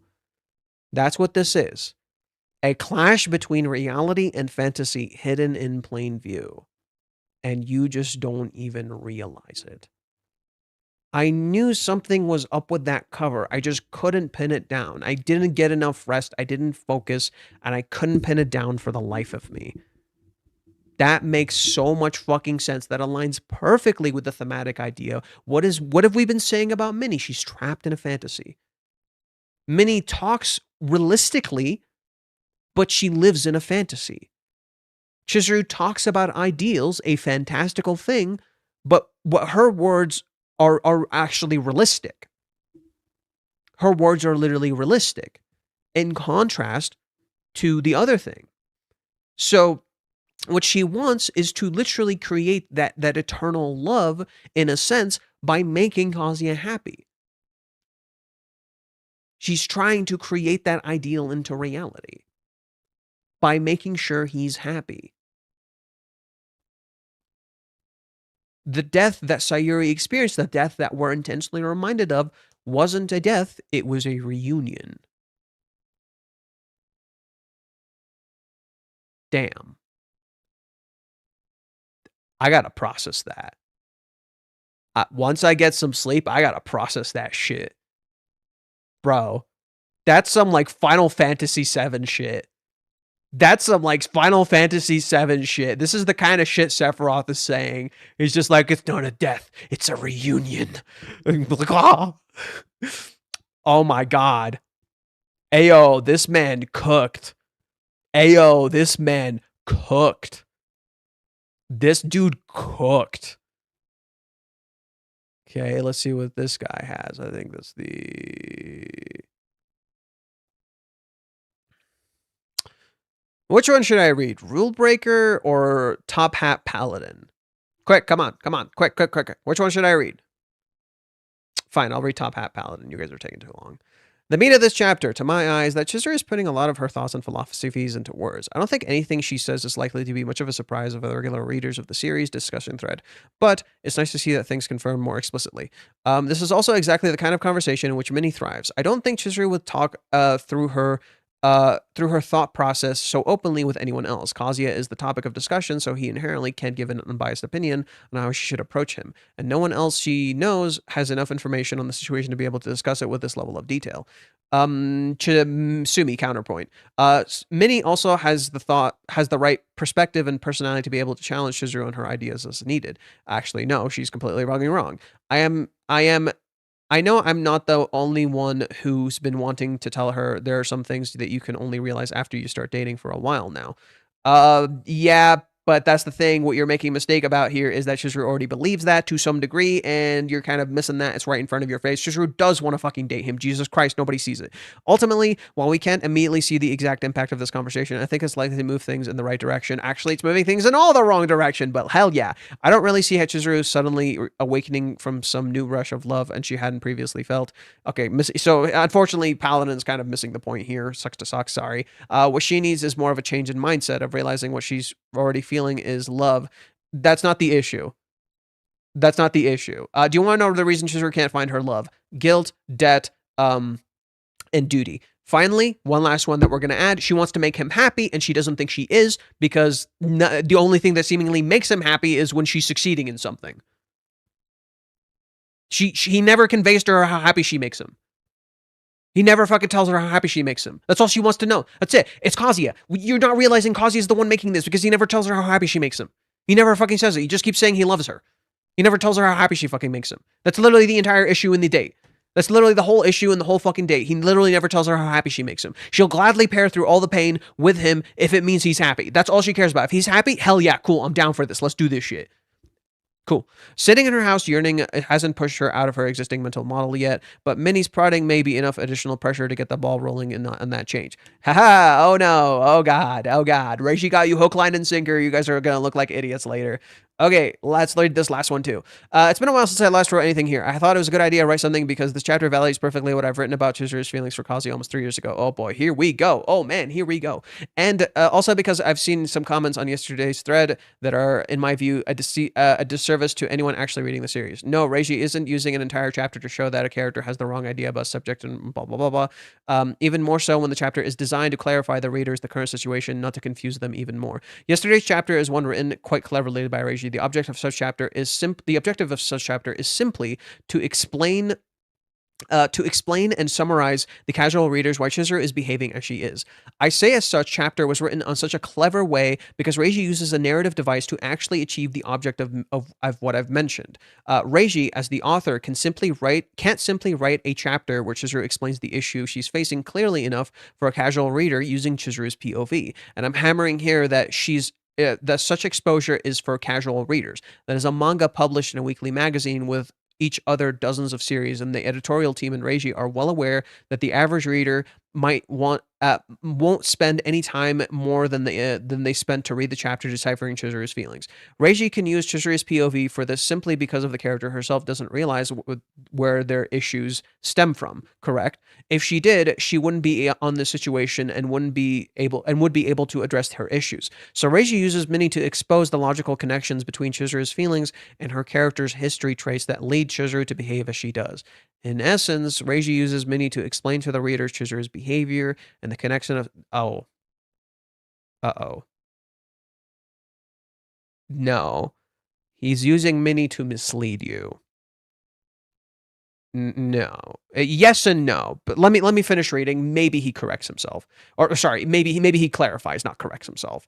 And the connection of such behavior with her feelings and characterizations. This narrative device I'm talking about, that's the nervous one. By doing so, Reishi is able to still keep Chizuru on her confused state, which is what he wants for the story, which brings us up to the speed as the readers of why she's okay. Regarding Chizuru's feelings, Minnie and Reishi is pretty much perfectly with that, and okay. Chizuru doesn't half-ass anything. If she is in, she is all in. If she is to be in a relationship with Kazuya, she wants to be perfect. She wants it to be forever, and she is unsure if she can hold her end of the bargain because she can't yet give herself entirely. She's not comfortable in exposing herself to all the perils of the pains of the... Oh, boy. be the happy or unhappy ones, but she wants to be comfortable. That's why she grits her teeth and pushes forward. It's her breaking her own fresh insecurities, the rental thing. Ruka, those are not obstacles to her. Those are annoyances, but not obstacles. None of these can prevent her from being with Kazuya, but her own issues, her own insecurities, those do prevent her from being with Kazuya. She herself says so to Sumi, and that's the whole point since chapter 234. Then some might ask, why the ghosting then? Well, her world almost broke completely at the Hawaiians, being shamed for having misled Sayuri, being shamed by Nagomi, by the family who had offered her surrogate. You can see her pain there. She isn't lying about her feelings. It's just that the high bar she has for her feelings is way too high. Anyone feeling what she feels would call it love, but for her, love is something indestructible. Love for her is only love if it is forever and completely selfless. I don't agree with this. That's why she sees Kazuya's love. That's how she sees Kazuya's love for her. Kazuya is selfless and his love for her. She's letting him wait because she thinks she deserves more. That I can somewhat agree with. And she wants to give it to him. She's just not sure she can. She won't get into a relationship with him without her knowing she can and will give it all to him. And that she's trying to push herself into believing that it's not a matter of Kazuya being satisfied with she has to give right now. She knows Kazuya is in love with her and would give himself entirely to her and would barely ask a crumb from her, but she isn't happy with that. It goes against what she believes in. I am so conflicted about this, Jesus Christ. I'm so fucking conflicted about this, Jesus Christ. On one hand, a lot of this is correct. On the other, a lot of this is also kind of feels like it's wrong. And I don't know how to feel. I'm so conflicted. I don't know how to feel while reading this. Rip camera again. Yeah, I unfortunately don't have a proper charger at the moment, so this was only inevitable. Unfortunately, this was only inevitable. I knew the camera was going to die eventually. But yeah, I'm just so fucking conflicted about this. I have no idea how to feel while reading this, dude. Some parts are correct, some parts are kind of weird. I can't tell which is meant to be conjecture and which is meant to be exaggeration. As you can see, what I've written in the past is exactly what's shown in this chapter. Not quite. Not totally. And to be honest, I couldn't pass the opportunity to highlight that. It's quite gratifying to see that my understanding of the character until now matches how the author himself sees the character. I feel like some things are correct and some things aren't quite correct. So what I didn't agree with is, where was it? She can't yet give herself entirely. Yes, I somewhat agree with that.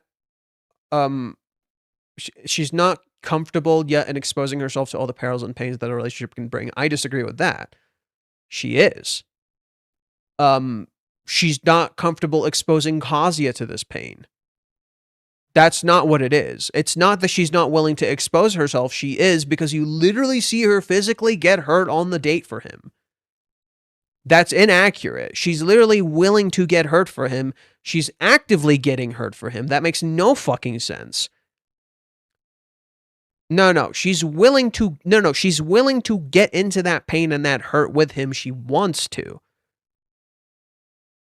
It's not that she wants to be comfortable. It's not that she wants to be comfortable. Literally, Chizuru is uncomfortable the whole fucking time. That doesn't make any fucking sense. Right? So that part I hard disagree with. The part that she wants it to be forever, yeah, she openly said that. Like, that she literally said that in chapter 179. Like, if she wants to be with someone, she wants to stay with them forever. She literally said that. None of this can prevent her from being with Kazuya, but her own issues, her own insecurities, those two prevent her from being with Kazuya. Not quite. No, that's not her issues. It's that she believes she can't make him happy and she's trying to make him happy. That's the issue. That's it. She doesn't, it's not the insecurities. It's not any of those things. It's literally, she's just trying to make him happy. She's literally dealing with guilt, debt, and duty. And the moment she's freed from all of those, she'll be fine. This is the problem with this. He's kind of doing exactly what Minnie does. That's kind of my issue with this person. He's doing exactly what Minnie does. There is actual facts within his logic And the things he doesn't understand, he aligns perfectly with what Minnie says. This is why I got a little like, uh-oh, like I literally got uh-oh vibes when he said Reiji was using Minnie to communicate Chizuru's feelings, because it's so plainly clear Reiji isn't. It's so plainly clear that Reiji isn't, and he's literally showing you how Minnie doesn't understand shit. So the moment he said that, and my immediate thought is, uh-oh, this is going to go down a terrible rabbit hole. Uh-oh. And I was right. There are things in here that are accurate, and there are things in here that are absolutely not accurate. Right? He's somewhat correct about the ghosting. She's shamed for having misled Sayuri. She's shamed by Nagomi, by the family who had offered her surrogate. You can see her pain there, but she also feels guilt for having lied to them, for having hurt Ruka, for the debt that she owes Kazuya that Mommy was hanging over her head the entire fucking arc. Mommy was hanging that shit over her head the whole arc. Chizuru had the weight of the ring on her fucking shoulders. There's a lot you're not considering here. There's a lot you're really not thinking about here. That how much Chizuru is actually fucking shouldering. And how it absolutely is Kazuya's fault. She isn't lying about her feelings, okay? It's just that the bar is so high, she has her feelings is way too high. No, it's not simply that the bar is high. She literally doesn't fully know what it... How do I explain this? It looks like the bar is high. But the problem is, who's setting the bar and what are they expecting? And what do they want? And they're not considering Chizuru's confusion.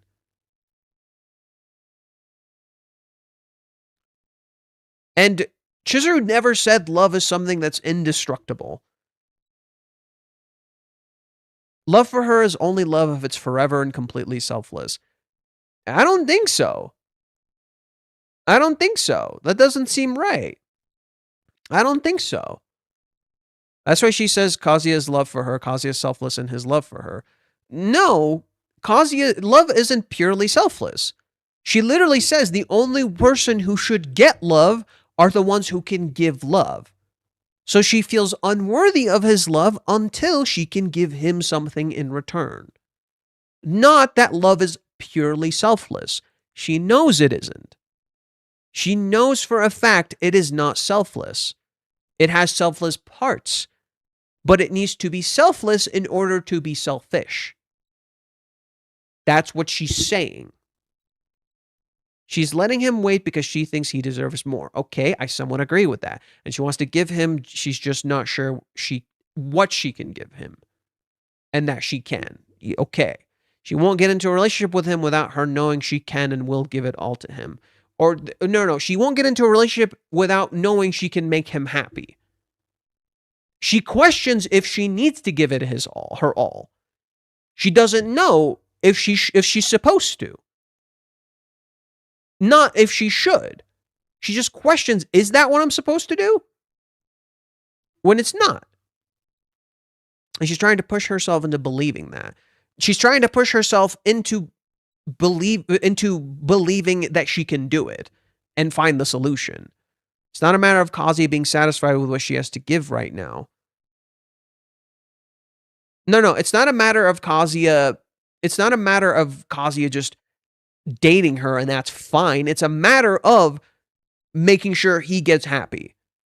She knows Kazuya's love with her would get himself entirely for her and would barely ask for a crumb from her. Yes, exactly. But she isn't happy with that. It gives her against what she believes in. Again, I agree with that last part. Some of this I agree with. Some of this I just hard disagree with. And you don't understand where Chizuru's insecurities are stemming from. That's the problem. You don't understand where it's all coming from. Why it's all happening. It's literally a huge part because of Kazuya and all the shit he's put on her and all these expectations he put on her, just as in the beginning of the series, he had all these expectations placed on him. I know you can't see my face. I don't have a charger right now. Shit's a mess. I don't have a charger. I'm sorry. I can't do anything. I was going to end the stream here anyway.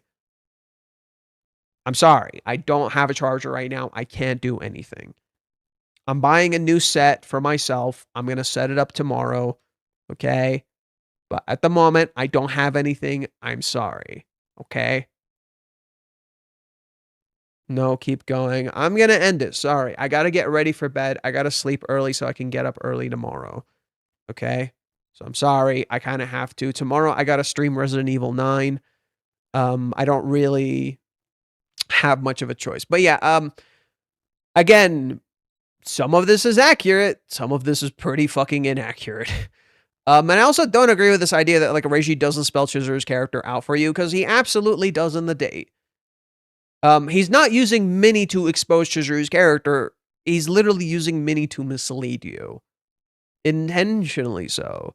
Because you believe Minnie. She makes sense. She's convincing. It makes a lot of sense for you. So you listen to her. She's literally misleading you.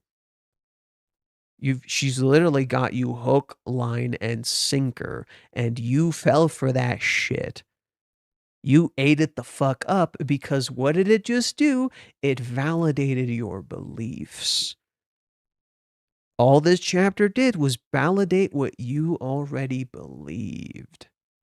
And you ate it the fuck up.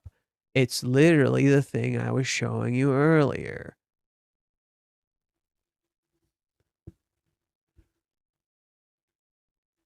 Too much. What's that supposed to mean? You think too much. You think and think until you come to some convoluted conclusion. Then you get all worked up thinking that must be the answer. And if you don't understand something, you get all worked up concluding that there is no answer. But the answer will come in time. I don't think there's a better way to explain this. The fan dub is actually pretty good, not gonna lie. Oh, it's actually really fucking good. One of my friends, Hero, he comments in here sometimes. He fan dubbed Ventus. Yeah. My buddy who comes and talks here, he fan dubbed Ventus. He was in this. I think Miho's coming back because why would Reiji provide all that background for her if she's just going to be a one-off? She's like someone's coming back, someone that comes back. Oh, she's definitely coming back. Reiji's definitely going to do something with the entertainment industry. Abso-fucking-lutely. And Miho is probably going to be connected to it. I could also see the photo that Kazuya and Umi took being relevant somehow. I could definitely see the photo Kazuya and Umi took being relevant somehow. Like, for sure. I could totally see that happening. So, we'll see. I do think that's going to come back somehow. But yeah, the setup is all there. I've shared most of my feelings for now. We'll continue tomorrow. Tomorrow we're going to play Resident Evil 9. If I feel good, I'll talk about some stuff. If I write some stuff, I'll mention it. But yeah, I feel like I kind of did my point a little bit here. I feel like I got most of what I wanted to say across. So thank you guys for tuning in. Sorry at the very end we don't really have like a camera. It happens sometimes. What can I say? Like it's something I'll need to fix and work on. So tomorrow we're gonna play Resident Evil 9 or Requiem. Resident Evil Requiem. Oh, I'm so excited, dude. I'm so fucking excited, dude. I am hype as shit. I am ready for this. I am ready for this game. I'm ready to eat this shit the fuck up. It's gonna be delicious. It's gonna be fucking delicious. I hope this game is peak. I hope I love the story. I hope I love the characters. I hope I love the gameplay. I think I'm gonna like all of it. I heard the story was a little divisive in certain parts, but personally for me, I think I'm gonna love it. Every time someone says the story's divisive, it's not that great, I end up fucking loving it. So I'm probably gonna love it. Who are we kidding? I'm gonna love it. As delicious as bacon. Bacon is good, but sometimes it's like a little rough. You guys are gonna hate me for this. When I worked at Whole Foods briefly one time, and I ate their fake bacon. It doesn't taste anything like bacon. It tastes nothing like bacon. But that shit was delicious. That shit is like low-key what I want bacon to be, because I could eat infinitely of it, and I never felt overwhelmed. That shit was fucking delicious. I want more of that every day. And I haven't had any since I worked there. There's a Whole Food near my place, and I still haven't had any. You gotta get some snacks for the stream for RE9. Oh, I'm probably gonna have like food and snacks. I should probably pick up some shit tomorrow from work. Yeah, I'll probably pick some shit up from work tomorrow so I can just have stuff near me, because it'll be a long stream. I'm gonna take my time. I'm gonna take my time playing. So you guys are gonna see me play a little differently tomorrow. You're gonna see me experience a game for the first time and really take my time. I'm not gonna rush it. I'm gonna explore every nook and cranny. When we were playing Kingdom Hearts, I was blitzing through. I explored a little bit, but I was mostly blitzing through. So I'm gonna take this shit the fuck in. We're gonna have fun. And I'm not gonna play it on hard mode. As much as I would love to play it on hard mode, my first run for Resident Evil games is always on normal mode, and then I do hard mode, then I do professional mode. So my first run is just gonna be normal mode. I'm not gonna start with hard. I'd like to feel the game out first. I'd like to get comfortable with it, and then I'll end up probably platinuming it, which means doing hard mode and professional mode and doing all the crazy shit, because I do the crazy shit. I will probably do all the crazy shit eventually, but I'd like my first experience to be just perfectly balanced. And I think Resident Evil, like normal mode is pretty balanced. It's not, it never feels too easy. So I think I'd start with normal mode, then eventually do a hard mode run. I don't know if I'll do the hard mode run on stream. I might. I don't know. I might. If I'm like playing it, I might just do the hard mode run on stream too. If I really, really like the game, I could try to do like a speed run. See how fast I get. Anyways, I gotta call it for tonight. Thank you guys for tuning in. I'll see you tomorrow. I hope this was fun for you. I hope we discuss some interesting stuff. And if I make more analysis, we can definitely talk about it. Okay. If I make more analysis, we can definitely talk about it. But at the moment, unfortunately, I don't really have all that much. So yeah. Talk to you guys later. Take care. Have a good day or night wherever you are. It was indeed fun. Good night, bro. See you tomorrow.